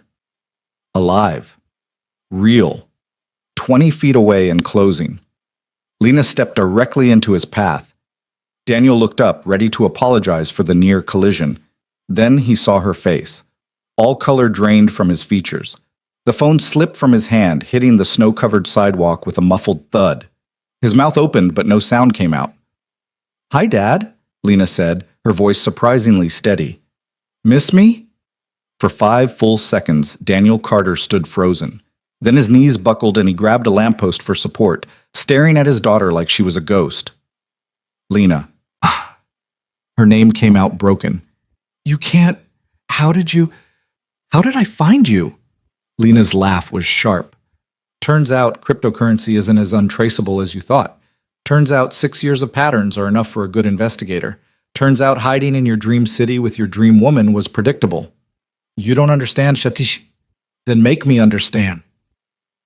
The words exploded out of her, all the rage and hurt and betrayal she'd been holding back. Make me understand how you could steal $8 million, abandon your family, let mom die thinking you might come back, and then just live here like none of it mattered. People were starting to stare. Daniel grabbed her arm, pulling her toward the narrow space between buildings. Not here. We can't talk here. Why? Afraid someone might hear?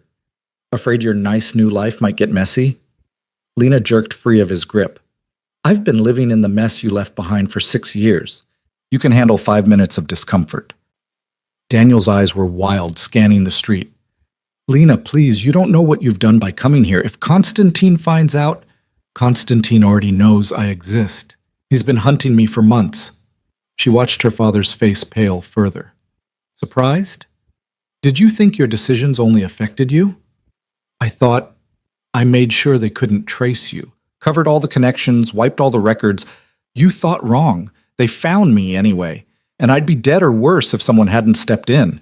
Lena's voice dropped. Someone who actually keeps his promises. Unlike you. Daniel sagged against the brick wall. Who? Does it matter? What matters is I'm alive, I'm here, and you're going to tell me the truth. Lena moved closer, forcing him to look at her. Starting with why. Why steal the money? Why run? Why leave us behind? To protect you. The answer came quickly, desperately. Lena, you have to believe me. Everything I did was to keep you and your mother safe. Safe? The word tasted like acid. Mom died broke and heartbroken. I nearly died of pneumonia on a sidewalk because I couldn't afford a doctor. That's your definition of safe? I didn't know. Daniel's face crumpled. I didn't know your mother had died. I swear if I'd known, you'd what? Come back? Risk your comfortable life with Nadia? Lena watched him flinch at the name. Yeah, I know about her. Saw her yesterday, looking real cozy in your shared apartment. It's not like that. Then what is it like? Explain it to me like I'm still that 17-year-old girl whose father kissed her forehead and promised to come back when it was safe. Tears burned in Lena's eyes, but she refused to let them fall. When exactly were you planning for it to be safe, Dad? Daniel ran his hands through his gray hair, the gesture so familiar it hurt. Never. It was never going to be safe. That's the truth you wanted, right? I stole from Victor Constantine. Not just money, information, leverage, secrets that could destroy half the criminal infrastructure on the East Coast. Men like that don't forgive. They don't forget. They hunt until they find you, or you die. So you ran. So I ran, and I made sure they couldn't connect me to you. Wiped every record, every photo, every paper trail that tied Daniel Carter to a wife and daughter. His voice cracked. I thought if I disappeared completely, they'd never know about you. You could live normal lives. You could be safe. We weren't safe. We were abandoned. Lena wrapped her arms around herself against more than just the cold. Do you have any idea what it was like? Watching Mom wait for you, day after day, year after year, watching her health fail because the stress was eating her alive, and then burying her knowing she died, still hoping you'd come home? I'm sorry. Tears streaked down Daniel's face. God, Lena, I'm so sorry. Your mother, she deserved better. You both did. But I couldn't risk it. One call, one email, one moment of weakness, and Constantine would have found the connection, would have used you against me. And Nadia? How does she fit into this protection plan? Daniel's jaw tightened. Nadia helped me. She saw what Victor was becoming, how paranoid, how violent. We knew we needed an exit strategy. An exit strategy that included $8 million. Insurance, protection money, resources to disappear and stay disappeared. He met her eyes. I'm not proud of what I did. But I'm not sorry for surviving. What about us surviving? I left you money. Not much, but enough. Hidden in your mother's maiden name account. She knew about it. She could have used it. Lena's stomach dropped. What account? The one I set up in March, right before I left. $20,000. Enough to cover expenses until you graduated, found work, got established. Daniel frowned. She never told you? She never mentioned any money. We struggled for everything, every single thing. Horror dawned cold and sharp.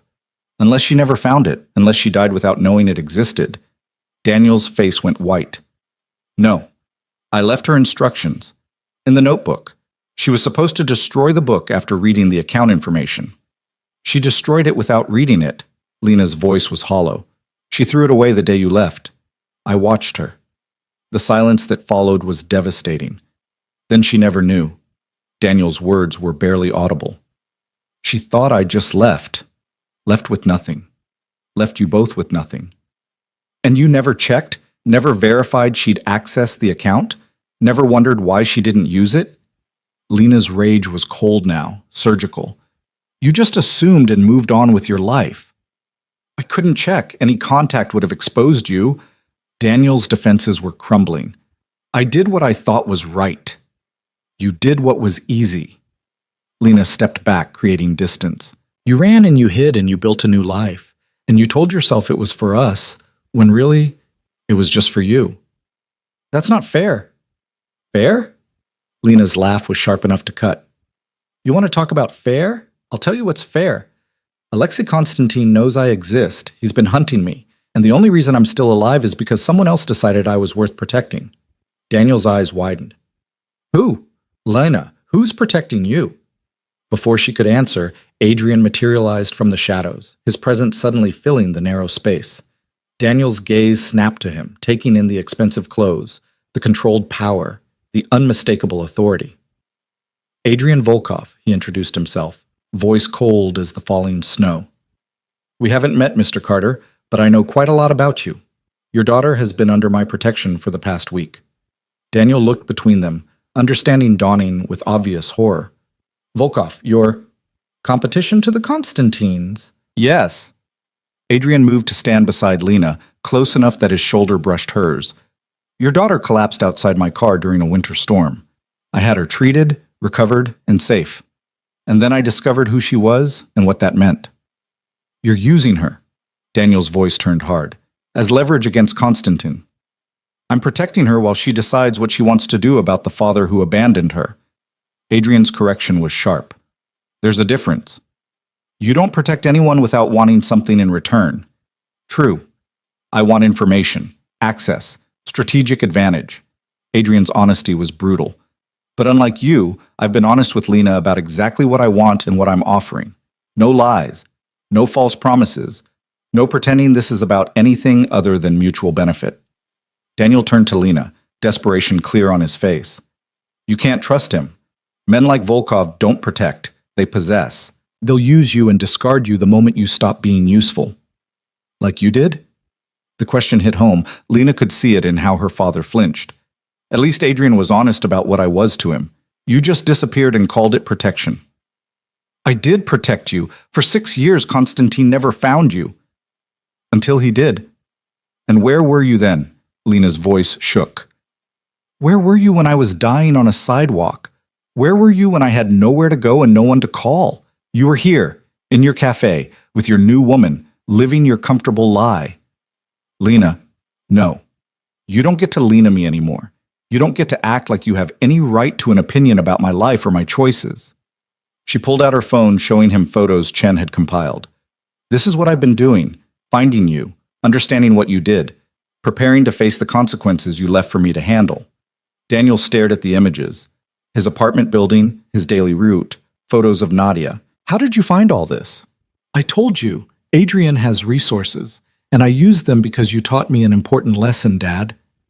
Lena's smile was cold. Never trust family to protect you. Trust people who have something to gain from keeping you alive. That's a terrible way to live. It's the way you taught me to live. I'm just better at it than you were. Adrian's phone buzzed. He glanced at it, his expression tightening almost imperceptibly. We need to move. Now. What's wrong? Lena asked. Dmitri just spotted 2 cars circling your father's building. Professional drivers, military bearing. They're not looking for parking. Daniel's face went ashen. Konstantin. He found me. Not you. Her. Adrian grabbed Lena's arm, already moving. They followed Nadia yesterday when Dmitri was on her. Must have had their own surveillance we missed. The world seemed to slow down. Lena looked at her father, this man who'd shaped her entire life through his absence, and felt nothing but cold clarity. You have a choice, she told him.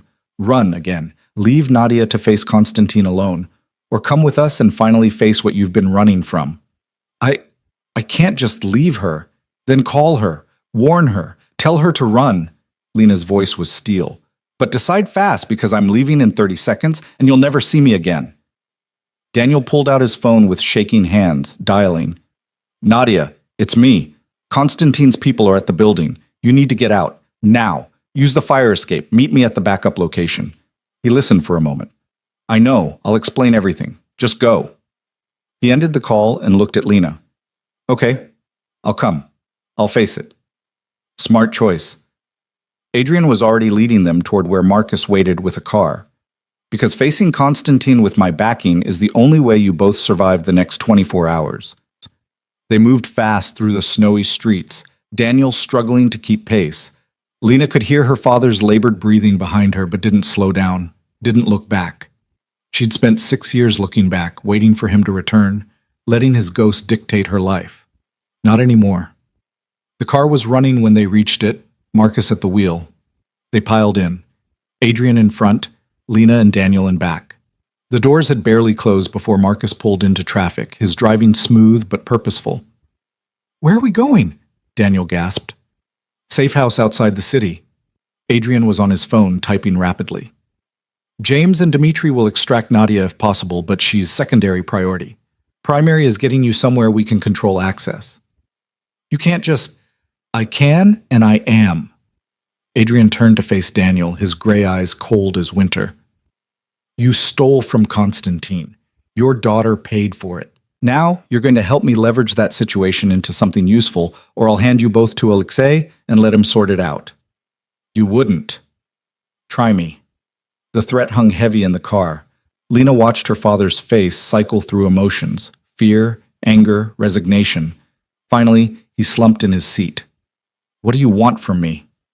Information, records, proof of every illegal transaction you processed for Victor Konstantin. Adrian's smile was sharp. You're going to give me the keys to dismantling the Konstantin Empire, and in return, I'll keep you and Nadia alive. And Lena? Lena gets to decide what happens to you after I'm done. Adrian glanced at her. I promised her justice. I intend to deliver. Daniel looked at his daughter, really looked at her for the first time since she'd stepped into his path. You're different. Harder. I survived. That changes people. Lena held his gaze. Especially when they survive alone. I'm sorry. For everything. For leaving. For the money your mother never found. For not being there. His voice broke. I'm sorry I wasn't the father you needed. Sorry doesn't fix anything. Lena's tone was matter of fact. But helping Adrian might keep us both alive, so for now, that's enough. The rest of the drive passed in tense silence.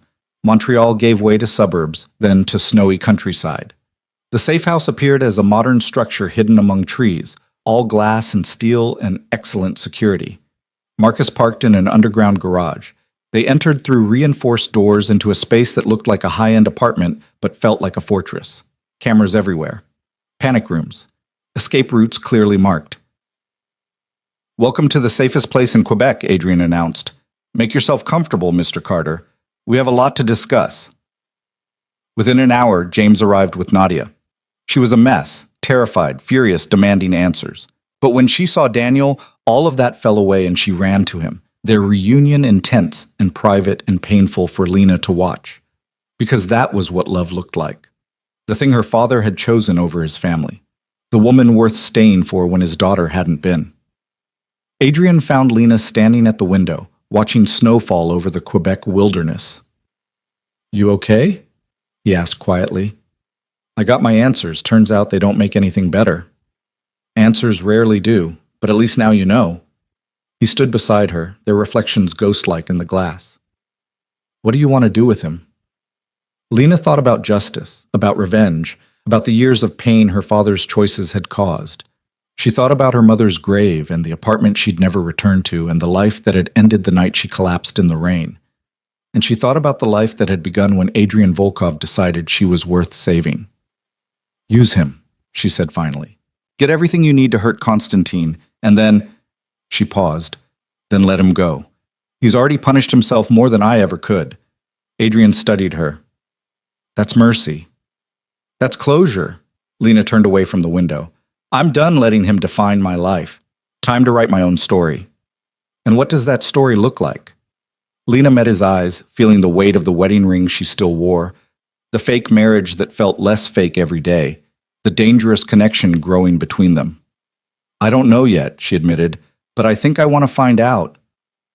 Outside, the snow fell heavier, covering the world in white. Inside, alliances were solidifying, and in the spaces between truth and consequences, Lena Carter was becoming someone new, someone forged in the fire of betrayal and tempered by the ice of brutal honesty, someone who finally understood that survival meant choosing your monsters carefully, and she'd chosen hers. The interrogation began 2 hours later in what Adrian called the conference room, but felt more like a bunker. Concrete walls, soundproofing, a table bolted to the floor, and enough surveillance equipment to monitor a small country. Daniel sat on one side with Nadia pressed close to his side, both of them looking like prisoners awaiting sentencing. Adrian sat across from them, laptop open, recording everything. Marcus stood by the door, arms crossed, blocking the only exit. Lena had positioned herself away from the table, leaning against the far wall where she could watch without participating. This wasn't her interrogation. This was Adrian's world, and she was learning to navigate it by observation. Let's start simple, Adrian said, his tone conversational but his eyes sharp. How much of the 8 million is left? Daniel exchanged a glance with Nadia. It's complicated. Uncomplicated. We converted everything to cryptocurrency like you already figured out. Diversified across multiple coins, moved it regularly to avoid patterns. Daniel's voice was steadier now, slipping into the professional mode he'd probably used with Constantine. The original 8 million is now worth approximately 12.3 million. You've been trading. Adrian made a note. Smart. Shows discipline. What percentage can you access immediately? About 60%. The rest is locked in staking contracts or long-term positions we can't liquidate without significant losses. So roughly 7.4 million liquid. Adrian's fingers moved across his keyboard. That's more than enough to make Constantine very interested in negotiating. Nadia spoke for the first time, her accent faintly European. You're planning to return the money? I'm planning to use it as leverage. There's a difference. Adrian looked up, his gaze cold. Victor Constantine is dead. His son Alexei runs the organization now. And Alexei is more businessman than his father was, more willing to negotiate if the terms favor him. What terms? Daniel asked. That depends on what else you can offer me. Adrian pulled up files on his screen. Chen's preliminary investigation suggests you have more than just money. You have information, records, proof of transactions that could implicate half the criminal infrastructure on the East Coast. I might. Daniel's caution was obvious. But that information is insurance. Release it and I'm dead within a week. Keep it and you're dead anyway. Constantine found you, which means your protection is gone. Adrian's logic was brutal and undeniable. Your only play now is to trade what you know for safe passage out of this mess. Safe passage where? Witness protection? You expect me to trust the government? I expect you to trust me to broker a deal that keeps you breathing. Adrian leaned back, studying both of them. Here's the reality. Alexei Constantine wants 3 things. His father's money returned, assurance you won't resurface as a threat, and enough of your information to eliminate his father's old rivals, who he sees as obstacles to modernizing the organization. Nadia's eyes widened. You want us to help Alexei consolidate power? I want to create a situation where everyone gets something and no one dies unnecessarily. Adrian's correction was sharp. Alexei gets money and information. You get immunity and relocation. and I get Constantine owing me a favor while weakening organizations that compete with my interests. And Lena? Daniel looked at his daughter for the first time since entering the room. What does she get? Freedom from being leverage. Adrian's answer came before Lena could speak. Once this deal is done, she's no longer connected to your debt. Constantine has no reason to hunt her, no claim on her life. She walks away clean. The word should have brought relief. Instead, Lena felt something twist in her chest. Walking away clean meant walking away from Adrian's protection, from the estate, from the strange life she'd built in the past 2 weeks. It meant going back to being nobody, nothing, invisible. It meant being safe and utterly alone again. What if I don't want to walk away? The question escaped before she could stop it. Everyone turned to look at her. Daniel with confusion, Nadia with surprise, Marcus with something that might have been approval, and Adrian with an expression she couldn't quite read. Lena, her father started. No, you don't get to decide this for me. Not anymore. Lena pushed off the wall, moving closer to the table. I've spent 2 weeks learning how this world works. Learning that power isn't about money or violence. It's about information, leverage, and knowing what people want. You taught me that, Dad, whether you meant to or not. This world will destroy you, Daniel said urgently. It destroyed me. It'll be worse for you. This world already tried to destroy me. I was dying on a sidewalk, remember? Lena's voice was steel wrapped in silk. Adrian pulled me out of that, gave me protection, resources, truth, and now you want me to just walk away from that and go back to struggling alone? I want you to have a normal life. Normal died the day you stole that money. Maybe before. Lena looked at Adrian. What would it take for me to stay? In your organization, I mean, not just under protection, but actually working. Adrian's expression remained carefully neutral, but she saw something flicker in his eyes. Interest, maybe, or calculation. You don't know what you're asking. Then tell me. No sugarcoating, no protecting my feelings. What would it actually mean? It would mean accepting that everything you do carries consequences. Every choice, every alliance, every enemy made or friend lost. Adrian's honesty was characteristic. It would mean people will try to use you, hurt you, kill you to get to me. It would mean becoming someone your mother wouldn't recognize. My mother's dead, and the girl she knew died with her. Lena held his gaze. The woman standing here now wants to understand her options. Daniel stood abruptly. Lena, please, don't do this. Don't become like me. I'm nothing like you. The words cut deep, and she meant them to. You stole money and ran. You hid for 6 years while other people paid for your choices. If I stay, it'll be because I'm choosing to build something, not running from something. Building what? A criminal empire? Daniel's voice rose. Is that really what you want? I want to never be powerless again. Lena's answer was quiet but absolute. I want to never be the girl collapsing in the rain with nowhere to go. I want to matter, Dad. And this world, Adrian's world, is the first place I've ever felt like I actually do. The silence that followed was heavy. Nadia's hand found Daniel's, squeezing tight. Marcus shifted slightly, his professional mask slipping to show something like respect. And Adrian watched Lena with an intensity that made her skin warm. We'll discuss this later, Adrian said finally. Right now, we focus on the immediate problem. Daniel, I need access to those records. Everything you kept on Constantine's operations. They're encrypted, hidden across multiple servers with dead man switches. Daniel sat back down slowly, his eyes still on Lena. If anything happens to me or Nadia, they automatically get released to law enforcement and media. Smart. Paranoid, but smart.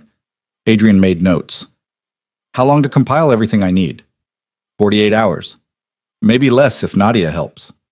You have 24. Adrian's tone left no room for negotiation. Chen is coordinating with my contact inside Constantine's organization. We're setting up a meeting for tomorrow night. I need ammunition before I walk into that room. Tomorrow? Nadia's voice pitched higher. That's insane. Alexei Constantine doesn't just take meetings on a day's notice. He does when I tell him I have his father's missing money and the people who took it. Adrian's smile was sharp. He'll come. The question is whether I'm offering him a deal or a war. And that depends on us, Daniel understood. On what we give you. Exactly. So I suggest you start working. Adrian stood, closing his laptop. Marcus will show you to a workspace with secure computers. Everything you compile stays on my servers. No copies, no backups you control.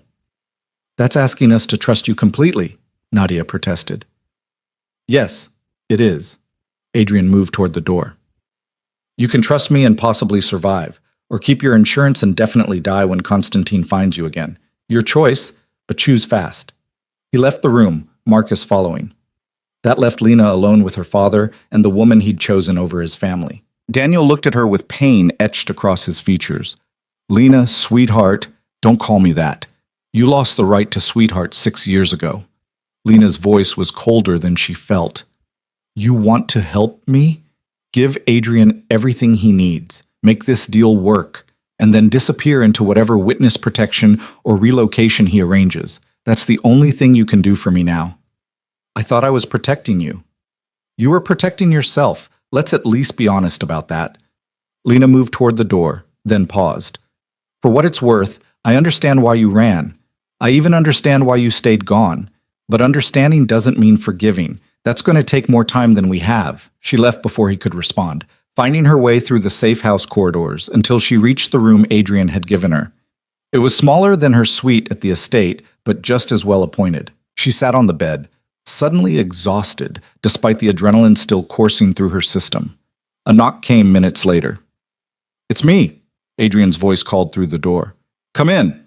He entered, carrying 2 glasses and a bottle of the same bourbon Marcus had shared with her back at the estate. He poured without asking, handed her a glass, and settled into the chair by the window. You surprised me in there, he said after a moment. By asking to stay? By meaning it. I thought once you got your answers, you'd want out. Adrian swirled his bourbon. Most people run from this life when given the chance. I'm not most people. Lena took a sip, the familiar burn grounding her. And I meant what I said. I don't want to go back to being nobody. You were never nobody. You just didn't have the resources to be somebody visible. His distinction was subtle but important. There's a difference. Then give me resources. Teach me how this world works. Let me earn my place instead of just being protected cargo. Adrian studied her for a long moment. You understand what you're asking? This isn't playing at being powerful. This is actual power, which means actual danger. People I've crossed will try to hurt you to get to me. Rivals will see you as a weakness to exploit. Every day is a calculation of risk versus reward. Sounds like how I've lived my whole life, just with better security and nicer clothes. A smile ghosted across his lips. You're serious. Completely. Lena met his eyes. I've spent 2 weeks watching you operate. The way you negotiate, how you leverage information, the way you keep people off balance while staying 3 steps ahead. I want to learn that. Want to be useful, not just protected. Why? Really, why? Adrian leaned forward. Most people want safety, stability, normalcy. You're choosing chaos. Because chaos is honest. The words came from somewhere deep and true. My whole life was a lie. My father's job, our safety, the normal life I thought I had, all fiction. At least in your world, people say what they mean. The danger is real, but so is the protection. The violence is brutal, but everyone knows the rules. Not everyone survives learning those rules. I'm already surviving. The question is whether I'm surviving scared or surviving strong. Lena set down her glass. I choose strong. Adrian was quiet for a long time, the silence comfortable rather than tense. Finally, he spoke, his voice softer than usual. If you stay, things between us change. You wouldn't be just someone I'm protecting. You'd be part of my organization. That comes with expectations, responsibilities, and a loyalty that can't be conditional. I understand. Do you? Because once you're in, Lena, you're in. There's no halfway, no taking it back if it gets hard or scary or too real. His gray eyes held hers. And it will get all those things. I'm not afraid of hard work. I'm not afraid of learning. And I'm not afraid of you. The last part was mostly true. She was afraid of what she felt when he looked at her like this, afraid of how much she wanted his approval, afraid of the connection growing between them that felt both dangerous and inevitable. But fear of the work itself? No, that she could handle. There's something else you should know. Adrian's tone shifted, becoming more serious. The meeting tomorrow with Constantine. I'm taking you with me. Lena's breath caught. What? Why? Because you're part of this story. Daniel's daughter, the leverage that drew you into my protection, the reason Constantine was hunting in the first place. Adrian stood, moving to look out the window at the snowy Quebec landscape.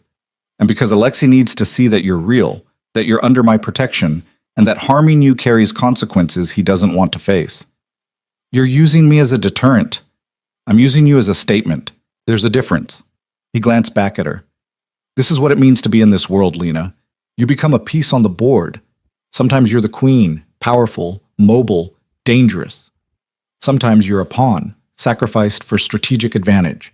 The key is knowing which piece you are in any given moment. And tomorrow? Which piece am I? Tomorrow, you're the queen. Visible, protected, and powerful enough that taking you off the board would cost more than anyone's willing to pay. Adrian's smile was sharp. Alexei Constantine is a businessman. He'll do the math. And if his math is different than yours, then things get messy. But that's what Marcus and the team are for. Adrian moved back to his chair, settling in like he had all the time in the world. The meeting is at a neutral location in Montreal, a restaurant Constantine's family has owned for 3 generations. Public enough that open violence would draw attention, private enough for real negotiations. What do you need me to do? Be yourself. The version you showed in that interrogation room, strong, clear, unafraid. Adrian's expression held something that might have been admiration. Constantine will try to intimidate you. He'll probably make some veiled threats, test your composure, see if you break. Don't give him the satisfaction. I won't. I know. That's why I'm bringing you. He finished his bourbon and stood. Get some rest. Tomorrow is going to test everything we've built so far. He moved toward the door, but Lena's voice stopped him. Adrian, thank you for all of this, for saving me, for helping me find my father, for treating me like I matter. The words felt inadequate but necessary. He turned, something unreadable in his expression. You do matter, Lena. More than I expected. More than is probably wise. The admission hung in the air between them. Sleep well. We have a war to prevent tomorrow. Then he was gone, leaving Lena alone with her thoughts, and the growing certainty that she was falling for a man whose world was built on violence and whose heart, if he had one, was locked behind walls even thicker than the ones surrounding his estate. But she'd survived worse than locked doors. And if Adrian Volkov's walls could be breached, she was beginning to think she might be exactly the right person to try. The next day dawned gray and tense. Lena dressed in clothes Adrian's people had provided, a black dress that looked professional but expensive, heels that added 3 inches to her height, jewelry that was understated but clearly real. War paint, she'd called it before. Today, it felt more like armor. Marcus briefed her over breakfast. The restaurant is controlled territory. Constantine's guards will be on site, but so will ours. The actual meeting happens in a private dining room. Just you, mister. Volkov, Alexei Constantine, and probably his second-in-command, a man named Viktor Sokolov. What should I know about Sokolov? He's loyal to Alexei personally, not to the organization. Former Spetsnaz, decorated veteran, completely ruthless when necessary. Marcus poured coffee with steady hands. He'll be watching you the entire time, reading body language, looking for weaknesses. Don't give him any. Anything else? Yes, Constantine will try to separate you from Mr. Volkov at some point. Suggest a private conversation, offer to show you something, create a reason for you to leave the room. Marcus fixed her with a steady look. Don't go, ever, for any reason. You stay in Mr. Volkov's sight or this whole thing falls apart. Lena nodded, her stomach tight with nerves she refused to show. Understood. Daniel and Nadia had worked through the night, compiling files that Adrian now carried on an encrypted drive. Lena had seen her father briefly that morning, both of them awkward and uncertain how to navigate this new reality where she held power, and he didn't. Be careful today, was all he'd said. I will be. You keep working on those files. Her response was distant, but not cruel. There would be time for processing their relationship later. Today was about survival. The drive into Montreal was quiet. Adrian sat beside her in the back of the luxury SUV Marcus drove, reviewing documents on his tablet. James and Dimitri followed in a second vehicle, armed and alert. The fake wedding ring on Lena's finger caught the light, a reminder of the role she was playing. Nervous? Adrian asked without looking up. Terrified, but I'll handle it. Good. Fear keeps you sharp. He set down the tablet. Remember the key points. You're under my protection. That protection is non-negotiable. Anyone who threatens you threatens me, and I don't respond well to threats. Got it? You're the scary one, I'm the valuable one. Exactly. Adrian's slight smile warmed something in her chest. Though you're becoming scary in your own right, did you see how your father looked at you yesterday? Like he didn't recognize his own daughter. He doesn't. The girl he knew died 6 years ago. Lena looked out the window at Montreal's snowy streets. What does he see now, I wonder? Someone who survived despite him. That's more terrifying to a father than any enemy. Adrian reached over, adjusting the collar of her coat with a gesture that felt both protective and possessive. You look perfect, powerful, exactly right. The touch lingered, his fingers warm against her neck. Their eyes met and held, the space between them charged with everything unspoken. Then Marcus cleared his throat from the front seat, and the moment shattered. Approaching the restaurant, 2 minutes. Adrian's professional mask slid back into place. Remember your training. Watch. Listen, don't volunteer information. Let me lead but support where appropriate. And if things go wrong, they won't. But if they do, Marcus will get you out. Your safety is the priority. He said it with such certainty that Lena almost believed it. The restaurant was called Le Monastère, an old stone building that looked like it had been transplanted from France. Expensive cars lined the street. Men in dark suits stood at the entrance, their bulges under their jackets obvious to anyone who knew what to look for. Adrian exited first, then offered his hand to help Lena out. She took it, the gesture both chivalrous and strategic, showing Constantine's watching guards that she was with Adrian, under his protection, valuable enough to merit care. They walked into the restaurant together, Marcus a half step behind. The interior was dimly lit, all dark wood and burgundy leather.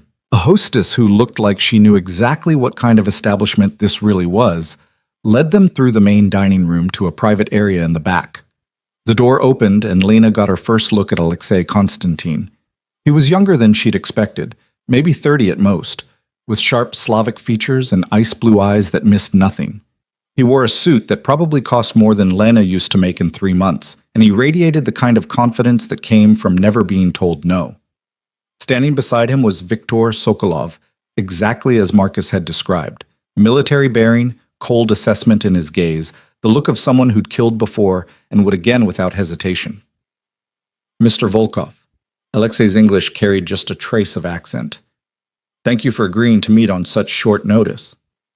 Mr. Konstantin, I appreciate your flexibility. Adrian's greeting was professionally cordial. May I introduce Lena Carter? Alexei's attention shifted to her, his gaze sharp and evaluating. Miss Carter, I've been looking for you for quite some time. So I've heard. Lena kept her voice steady, meeting his eyes directly. Though I wish you'd tried harder to find my father instead. A smile ghosted across Alexei's lips. Direct. I appreciate that. Please, sit. They settled around an ornate table already set with crystal glasses and expensive vodka. Sokolov remained standing by the door, his position both guard and barrier. Marcus mirrored him on the opposite side, the two security chiefs sizing each other up with professional interest. I assume we're not here to discuss the weather, Alexei said, pouring vodka with practiced ease. You mentioned having something that belongs to me. $8 million. Or rather, what it's become after 6 years of appreciation. Adrian accepted the offered glass but didn't drink. Along with the 2 people responsible for taking it. And you expect me to pay for their return? Alexei's eyebrow lifted. Generous of you to offer me back my own property. I expect you to negotiate for something more valuable than money. Information that could consolidate your control over your father's organization and eliminate the old guard who oppose your modernization efforts. Adrian's counter was smooth. Daniel Carter kept extensive records. Every transaction, every bribe, every illegal deal your father's associates conducted over 15 years. Names, dates, bank accounts, everything. Alexei's expression didn't change, but Lena saw his fingers tighten slightly on his glass. That information could be useful, or it could be fabricated. Chen verified its authenticity. I can provide samples. Adrian gestured and Marcus stepped forward with a tablet, setting it on the table. 3 examples. Each one details transactions by members of your organization who've been problematic to your leadership. Alexei reviewed the files, his face unreadable. Minutes passed in tense silence. Finally, he looked up. This is substantial, if genuine. It's genuine, and it's yours, along with 70% of the recovered money, in exchange for 2 things. Adrian leaned back, completely at ease. First, guaranteed immunity for Daniel Carter and Nadia Volkov. They disappear. You never pursue them, and their slate is wiped clean. And second, Lena Carter is removed from your target list permanently. No retaliation, no leverage, no using her to draw out her father. She becomes untouchable. Alexei's attention shifted to Lena again, studying her with renewed interest. Interesting. You value her protection enough to give up 30% of my money. I value keeping my word. I told Lena I'd keep her safe. That promise isn't negotiable. Adrian's voice carried steel beneath the silk. But I'm offering you a fair trade. Information that makes you the undisputed head of your organization, most of your money back, and the satisfaction of knowing the thieves are exiled permanently. At the cost of letting them live, Alexei swirled his vodka. My father would have demanded blood. Your father is dead. You're not him, which is why you'll make the smart choice instead of the emotional one. The statement hung in the air, a challenge and a compliment wrapped together. Alexei smiled, genuinely this time. You're bold, Volkov. I respect that. He turned to Lena. And you, Miss Carter, what do you think of this arrangement? The question caught her off guard. Sokolov's gaze intensified, reading her reaction. Adrian remained still beside her, a silent confidence that she could handle this. I think my father made terrible choices that hurt a lot of people, including me. Lena kept her voice calm, channeling every lesson she'd learned watching Adrian negotiate. I think you have a right to justice for those choices. But I also think I had no part in his crimes, and punishing me for his sins serves no purpose except revenge. And if I prefer revenge, then you're not the businessman Adrian believes you to be. You're just another thug pretending to be smart. The words were calculated risk, a test of Alexei's self-image. The room went silent. Sokolov shifted. Marcus tensed. Adrian's expression remained neutral, but Lena felt him coil slightly, ready to move if necessary. Then Alexei laughed, the sound genuine and surprised. She has teeth, good. He raised his glass to Lena. To boldness, and to making smart choices instead of emotional ones. He drank. The tension in the room ratcheted down slightly. Adrian's hand found Lena's under the table, squeezing once. Approval, relief, pride, all in that single gesture. I accept your terms with one modification, Alexei said. 80% of the money returns to me. 20% stays with you as payment for the information in brokering this arrangement. 75-25, Adrian countered. The information is worth more than 5%. 80-20, final offer. Alexei's smile didn't reach his eyes. Consider the extra 5% the cost of my generosity in letting your Miss Carter live free. Adrian considered, then nodded. Done. I'll need 48 hours to compile everything and arrange the transfers. You have 24. My patience has limits. Alexei stood, the meeting clearly concluded. And Mr. Volkov? If this information proves less valuable than promised, or if either Carter surfaces again, our deal is void, permanently. Understood. The information will exceed your expectations. Adrian rose, Lena following his lead. Pleasure doing business with you, Mr. Constantine. They shook hands, the gesture sealing an agreement built on threats and leverage and mutual calculation. Then Sokolov was escorting them out, Marcus close behind, the whole encounter lasting less than 30 minutes, but feeling like hours. Back in the SUV, Lena's hands started shaking. The adrenaline that had kept her steady drained away, leaving her suddenly exhausted. Adrian pulled her close, his arm around her shoulders, solid and warm. You were perfect, he murmured against her hair.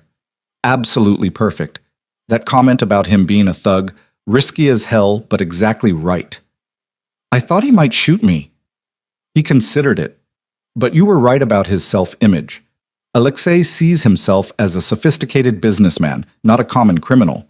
Calling that into question forced him to prove you wrong by being reasonable. That's insane. That's psychology. You read him perfectly. Adrian's pride was clear in his voice. Most people couldn't have pulled that off, but you did. Lena let herself rest against him, feeling the steady beat of his heart through the expensive fabric of his suit. What happens now?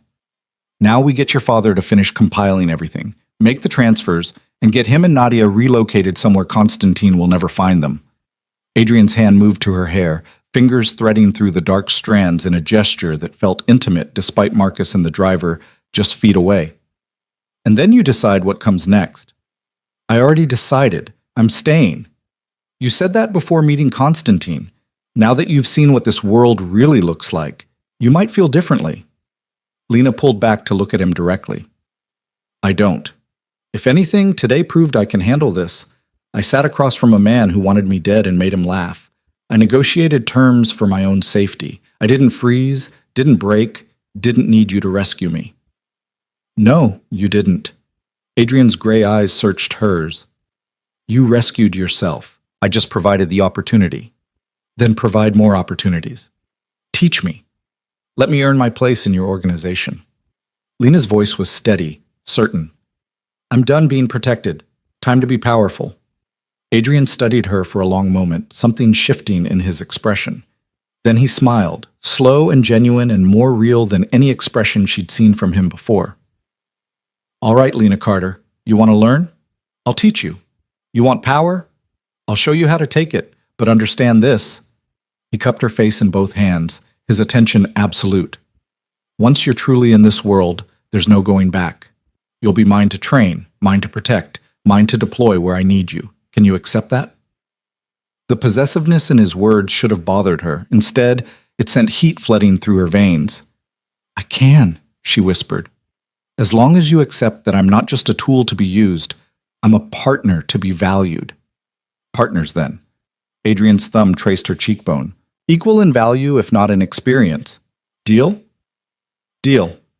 He kissed her then, hard and claiming and full of everything they'd been dancing around since the night he'd pulled her from that rain-soaked sidewalk.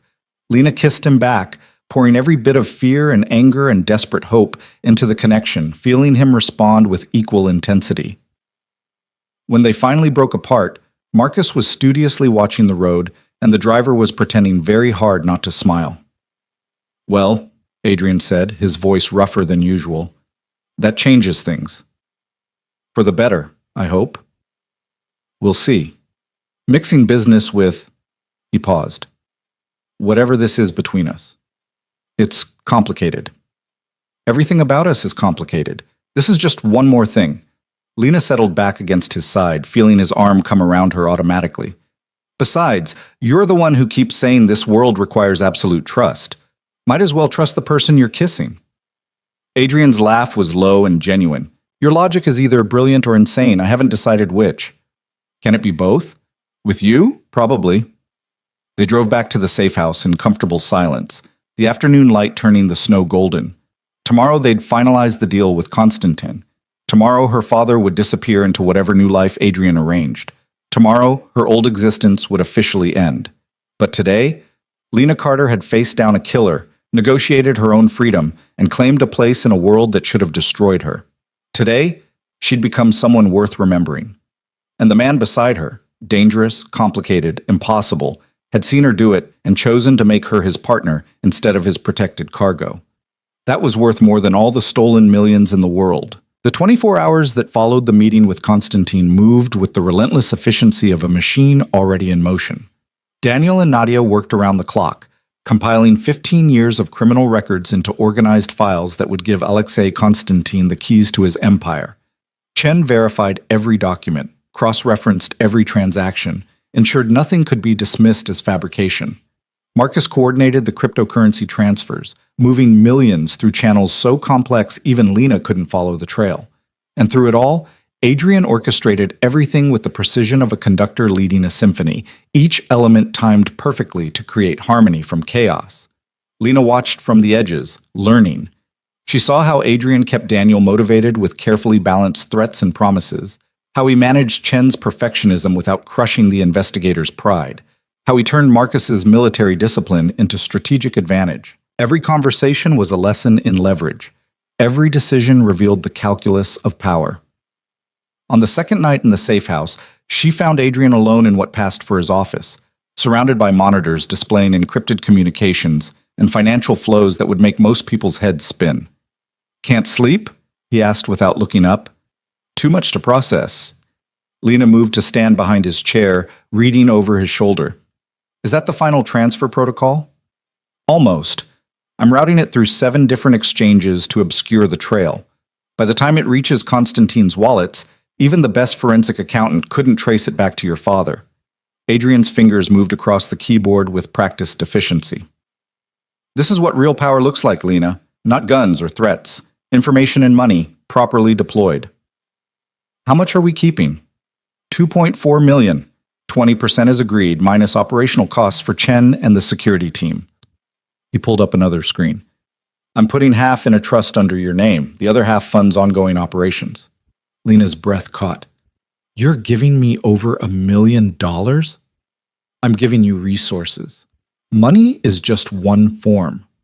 Adrian finally turned to look at her. "You proved yourself with Constantine. That performance earned you a seat at the table. This is your stake, your investment in the organization. What you do with it determines what comes next." "I don't know what to do with that much money." "Then learn. That's what the next 6 months are for." Adrian stood, moving to the window. Snow had started falling again, turning the Quebec wilderness into something from a fairy tale. "I'm taking you back to the estate tomorrow. Your father and Nadia leave tonight for their relocation. New Zealand, new identities, enough money to live comfortably if they're smart about it." "New Zealand," Lena tested the words. "That's about as far from Constantine as you can get." "Exactly. And Chen's already scrubbed their digital footprints. As far as the world knows, Daniel Carter and Nadia Volkov died in a car accident outside Montreal 3 days ago. Dental records, police reports, everything official." Adrian's reflection in the window was sharp, defined. "They get to start over. Clean slate. Do I get to say goodbye?" "If you want to." "But Lena," he turned to face her properly, "make sure you're saying goodbye to the person they actually are, not the father you wish you'd had. Closure only works if you're honest about what you're closing." The advice was characteristically blunt and exactly right. Lena nodded, something tight loosening in her chest. "I'll remember that." She found her father in the room he'd been sharing with Nadia, packing the few possessions they'd accumulated in their new life. He looked up when she entered, his expression hopeful and sad and resigned all at once. "Adrian said we're leaving tonight," Daniel said quietly. "New Zealand. New names. New everything." "I know. He told me." Lena leaned against the doorframe, keeping physical distance between them. "Seems like a good deal. Better than you deserve, maybe." "I know." Daniel set down the shirt he'd been folding. "Lena, I don't expect you to forgive me. I don't even know if I deserve the chance to ask. But I need you to understand something." "What's that?" "Every choice I made, running, hiding, staying away, I thought I was protecting you. I really did believe that distance would keep you safe."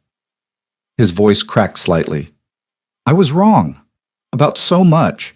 But the love behind those choices, that was real." Lena felt tears threatening but refused to let them fall. "Love that abandons isn't love, Dad. It's cowardice dressed up in pretty words." "You're right, and I have to live with that." Daniel moved closer but stopped when she stiffened. "But I also have to live knowing that somehow, despite everything I did wrong, you survived. You're stronger than I ever was, smarter than I gave you credit for, and brave enough to build something real in a world that should have destroyed you." "I didn't build it. Adrian did. I just chose to stay." "No, you chose to fight. Choosing to stay was just the beginning." Daniel's smile was sad but genuine. "Your mother would be so proud of who you've become. I'm proud too, even though I have no right to be." The words hit harder than Lena expected. She swallowed against the emotion rising in her throat. "Did you love her? Mom, I mean.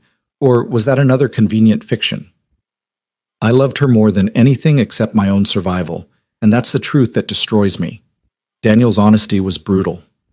If I'd loved her more than I loved saving myself, I would have stayed, would have found another way. But I didn't. I chose me, and she paid the price. We both did. Yes, you both did. Daniel reached into his pocket, pulling out a small envelope. This is for you. Don't open it now. Wait until we're gone, until you've had time to process everything. But when you do open it, know that it's the only completely honest thing I have left to give you. Lena took the envelope, feeling the weight of paper inside. What is it? A letter. From your mother. She wrote it the week before she died. Daniel's voice broke completely. She asked me to give it to you if I ever saw you again. I've been carrying it for 4 years, hoping for the chance. The revelation stole Lena's breath. You've had a letter from my mother for 4 years and didn't... I had no way to get it to you without exposing where I was, without risking both our lives. Daniel held up his hands. I know how that sounds. I know it's another failure in a long list of them, but I kept it safe, kept it close. And now I'm giving it to you like she asked. Lena clutched the envelope, feeling the ghost of her mother's hand in the paper. Did you read it? No, she sealed it. Said it was between her and you. Daniel's eyes were wet. I honored that much, at least. They stood in silence, the space between them filled with 6 years of damage that no amount of explanation could fully repair. Finally, Lena spoke. I hope New Zealand is good to you. I hope you and Nadia find whatever peace you're looking for. She turned toward the door, then paused. But I don't want to know where you are. Don't want updates or contact or reconciliation attempts. You get to disappear for real this time. That's my closure. I understand. Daniel's acceptance was immediate. But Lena, if you ever need me, if something happens and you need help, Chen has a way to reach me. One-time use, emergency only. Adrian knows about it. I won't need it, but thank you for the option. Lena looked back one last time, memorizing the face that had haunted her for 6 years. Goodbye, Dad. I hope you make better choices in your next life. I hope you make better choices in yours. His smile was broken. Though based on what I've seen, you already are. Lena left without another word, the envelope burning in her hand. She made it back to her room before the tears came, hot and fast and releasing years of grief she'd been holding back. She cried for her mother, for the father she'd lost, for the childhood that had been built on lies, but also for the woman she was becoming, the choices she was making, the life she was claiming from the wreckage. When the tears finally stopped, she opened the envelope with shaking hands. Her mother's handwriting covered 3 pages, the familiar loops and curves instantly recognizable despite the shakiness that spoke of illness and exhaustion. My darling Lena, if you're reading this, then your father found you and gave you what I asked him to keep safe. I'm writing this from the hospice where I'll probably spend my last days, though I'm praying I'm wrong about that. The doctors say I have weeks, maybe a month if I'm lucky. Cancer, moving fast, already too far gone to fight. I want you to know that I don't blame your father for leaving. I understand why he ran, even though it broke my heart. The Daniel I married was a good man who made terrible choices, and those choices caught up with him before he could find a better way. He loved us. I believe that even now. But he loved himself more, and that's something I accepted long ago. What I can't accept is the thought of leaving you without telling you the truth about who you are and what you're capable of. Lena, my beautiful girl, you are so much stronger than you know. You have your father's intelligence and my stubbornness and a core of steel that neither of us fully appreciated. Whatever life throws at you, and I fear it will throw quite a lot, you will survive it. Not because you're lucky, but because you're built to endure. Don't waste your strength on hate. Your father made his choices, and he'll live with the consequences. You need to make yours. Choose people who value you. Choose work that challenges you. Choose love that sees you clearly and wants you anyway. Choose power over comfort, truth over peace, and yourself over anyone else's expectations. I'm sorry I won't be there to see the woman you become, but I know she'll be magnificent, fierce and honest and brave enough to build the life she actually wants instead of the one she's supposed to want. I love you more than words can hold. I'm proud of you beyond measure. And I'm grateful that even though your father and I failed you in so many ways, you survived us both and became someone worthy of respect. Live boldly, my darling. Love carefully. And never, ever let anyone make you smaller than you are. Always, Mom Lena read the letter 3 times, her mother's voice clear in every word. The grief was sharp and clean, cutting through years of confusion to leave simple, honest pain. Her mother had known, had understood Daniel's choices even while they destroyed her, had died hoping Lena would be strong enough to survive them. And Lena had. Through poverty and struggle and near death, she'd survived. Was still surviving. Was building something new from the ruins of her family's destruction. She folded the letter carefully and placed it in the drawer beside her bed. Not forgotten, but also not the center of her life anymore. Her mother's blessing to move forward, to choose power, to become someone magnificent. That night, Lena slept deeply for the first time since the fever, her dreams peaceful instead of haunted. She woke to Adrian's knock at dawn. "Your father's gone." Chen confirmed they landed safely and the new identities are active. As far as the world knows, they never existed. Good. Lena sat up, surprised by how easily the word came. What's next? We fly home. There's work to do and you have training to start. Adrian leaned against the doorframe, his gray eyes warm despite the professional tone. How are you feeling? Lighter? Like I put down something heavy I'd been carrying too long. Lena stood, moving to the window. The sun was rising over Quebec's snow-covered wilderness, turning everything gold. My mother left me a letter. Dad kept it all these years. What did it say? That I should choose power over comfort, truth over peace, myself over anyone else's expectations. Lena turned to face him. So that's what I'm doing, starting now. Adrian's smile was slow and approving. Then let's go home and make you powerful. The flight back to the estate felt different than the journey to Montreal. Lighter somehow, despite the weight of everything that had happened. Lena sat beside Adrian, reviewing files on his tablet while he explained the structure of his organization. The legitimate businesses that provided cover. The illegal operations that generated real profit. The network of allies and enemies that made up his world. You'll start by shadowing me, Adrian explained. Meetings, negotiations, daily operations. You watch, you learn, you ask questions afterward, not during. In 6 months, if you prove yourself, I'll give you actual responsibilities. Small ones at first, building to larger operations as you demonstrate competence. What kind of operations? Information gathering, relationship building, strategic planning. The things that require intelligence rather than violence. Adrian pulled up an organizational chart. I have plenty of people who can break legs. What I need are people who can prevent situations that require broken legs in the first place. Preventive rather than reactive. Exactly. Most criminal organizations are reactive. Someone crosses them. They respond with violence.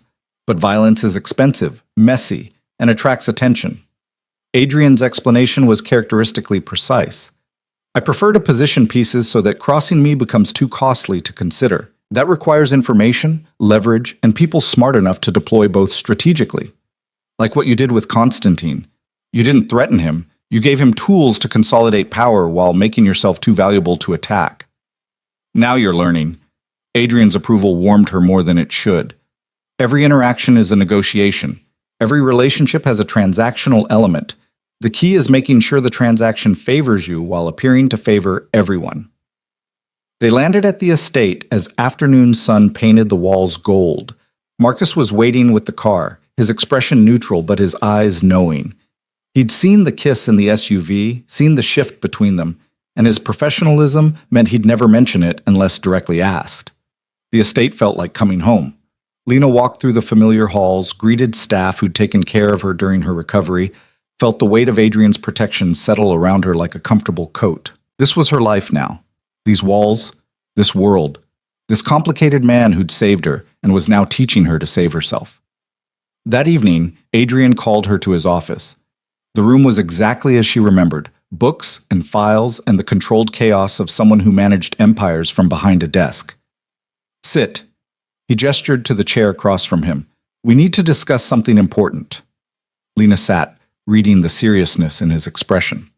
What's wrong? Nothing's wrong, but there are implications to what happened between us in Montreal that we need to address. Adrian's directness was familiar by now. The kiss. The declaration of partnership. The shift in our relationship from protected cargo to something else.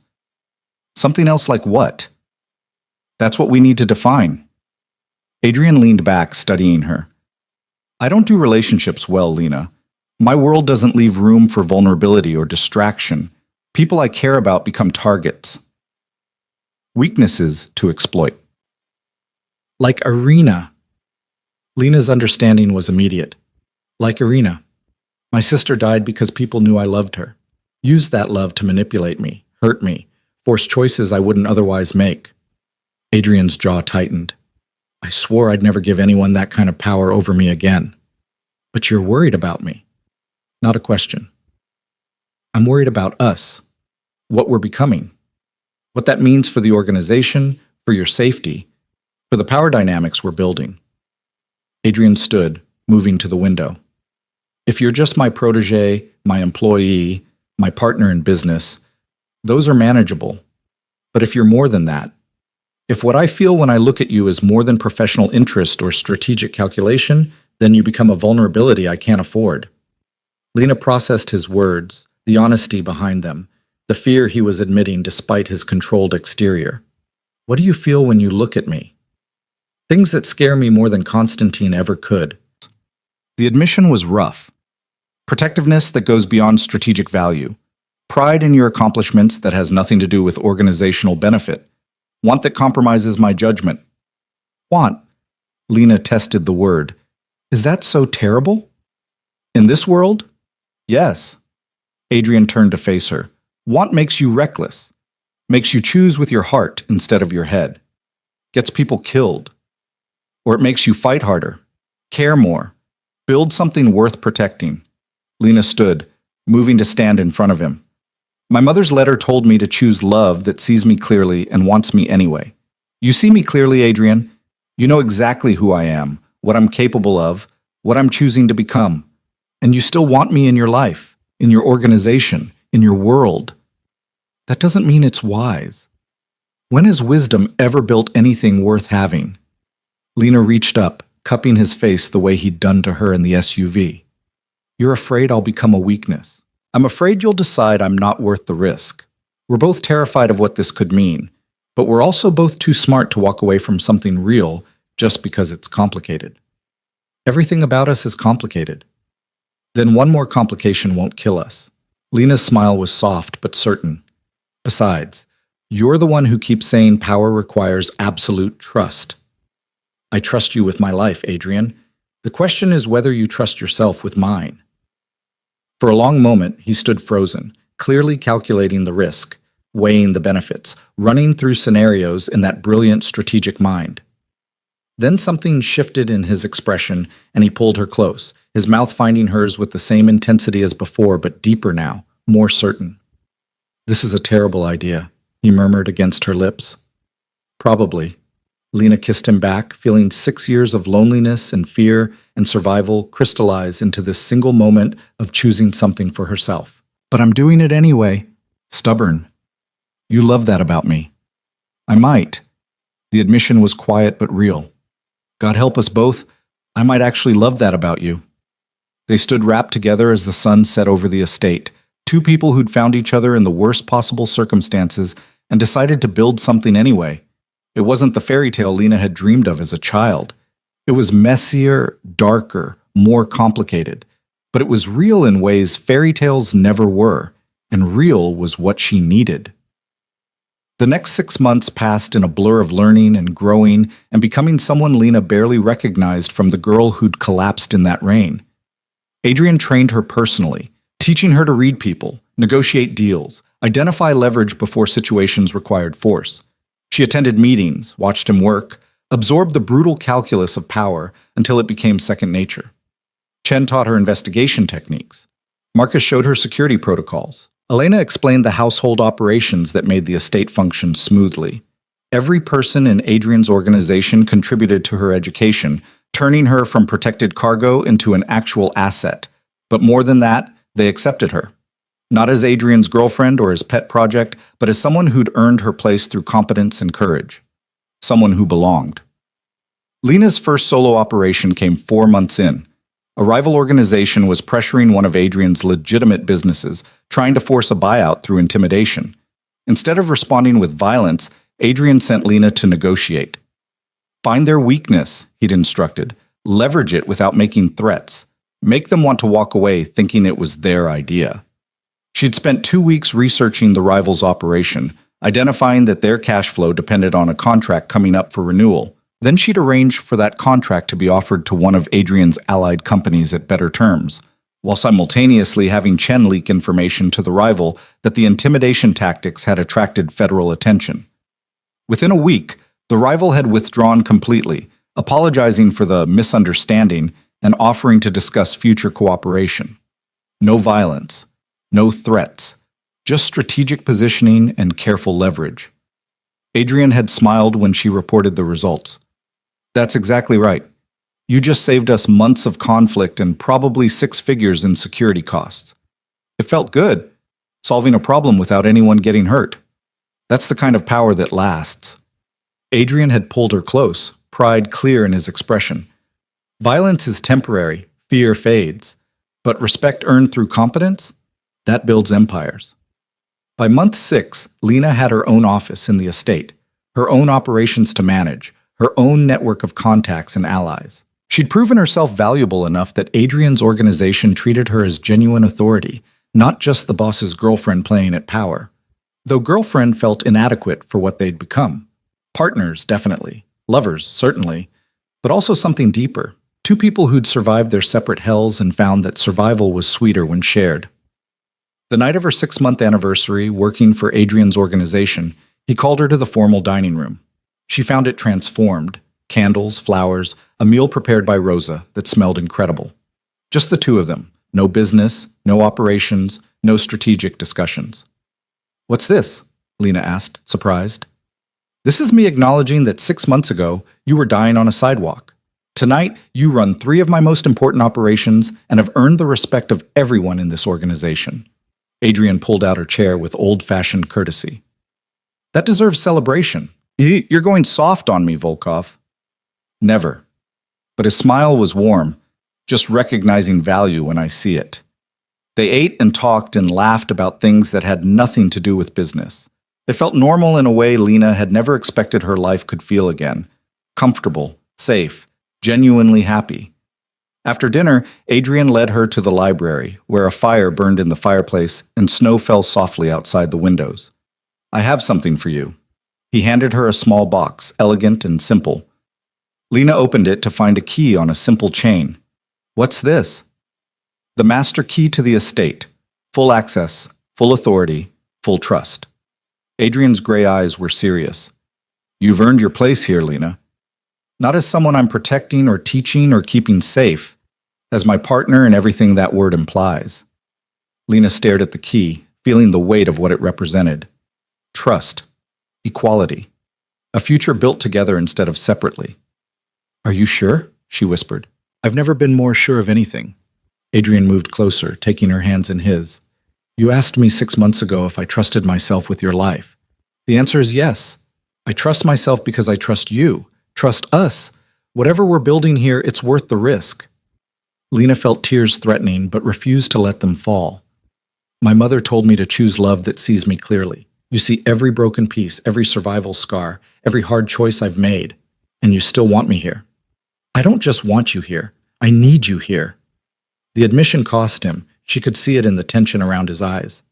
You make me better, smarter, more careful about what's worth protecting. I was surviving before you. Now I'm actually living. We're both living. Lena kissed him softly. And we're both done running from things that scare us. So what do we run toward instead? Each other, the life we're building, the future we're creating from the wreckage of our pasts. Lena smiled against his mouth. And whatever comes next, we face it together. Together, Adrian agreed, sealing the promise with a kiss that tasted like home. Outside, the snow continued to fall, covering the estate in pristine white. The city beyond the walls went about its chaotic business, unaware that in this fortress of stone and steel, 2 survivors had found each other and decided that survival was just the beginning. Lena Carter had been saved from dying on a sidewalk by a man who dealt in violence and leverage and brutal honesty. She'd been taught to navigate a world built on power and fear and strategic calculation. She'd confronted the father who'd abandoned her and chosen to move forward instead of staying trapped in the past. And she'd found, in the most unlikely place, with the most dangerous man, something worth more than all the stolen millions in the world. She'd found herself. Strong, capable, powerful in her own right. She'd found purpose, work that challenged her, problems that required intelligence to solve, a place in an organization that valued what she could contribute. And she'd found love, not the fairy tale kind that promised happiness without effort, but the real kind that saw all your broken pieces and chose to build something beautiful anyway. The girl who'd collapsed in the rain was gone forever. In her place stood a woman who'd been forged in fire and ice, who'd chosen power over comfort and truth over peace, who'd looked at darkness and decided to walk into it with her eyes open and her spine straight. A woman who wore a master key around her neck and a crime lord's heart in her hands. A woman who'd learned that sometimes the monster who saves you isn't a monster at all.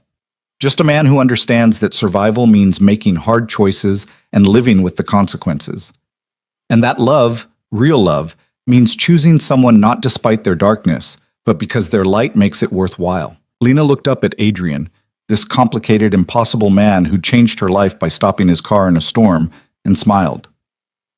"Take me to bed," she said simply, demanding. But his eyes were warm. "You love that about me." "I love everything about you." The admission was easy now, natural, even the parts that terrify me. "Good, because I'm not going anywhere." "Promise?" "Promise. You're stuck with me, Volkov, for better or worse." "Sounds like a marriage vow," Lena laughed, remembering the fake wedding ring she'd worn in Montreal, the pretend marriage that had felt more real than anything in her previous life. "Maybe someday it will be. But for now, this is enough." More than enough. Adrian lifted her easily, carrying her toward the stairs. "This is everything." And as he carried her up to the bedroom they now shared, past the staff who smiled knowingly, and the security who nodded respectfully, and the portraits of ancestors who'd built this empire from nothing, Lena Carter knew with absolute certainty that she was exactly where she was meant to be. Not because fate had brought her here, not because she'd had no other choice, but because she'd chosen this. Chosen him, chosen power and partnership and a love that burned hot enough to survive anything. The night she'd fallen in the rain, she'd been dying. Tonight she was more alive than she'd ever been. And tomorrow, and all the tomorrows after that, she'd wake up in the arms of a man who taught her that survival was just the beginning. The real story started when you decided what to build from the ashes. Lena Carter had built an empire, and she was just getting started.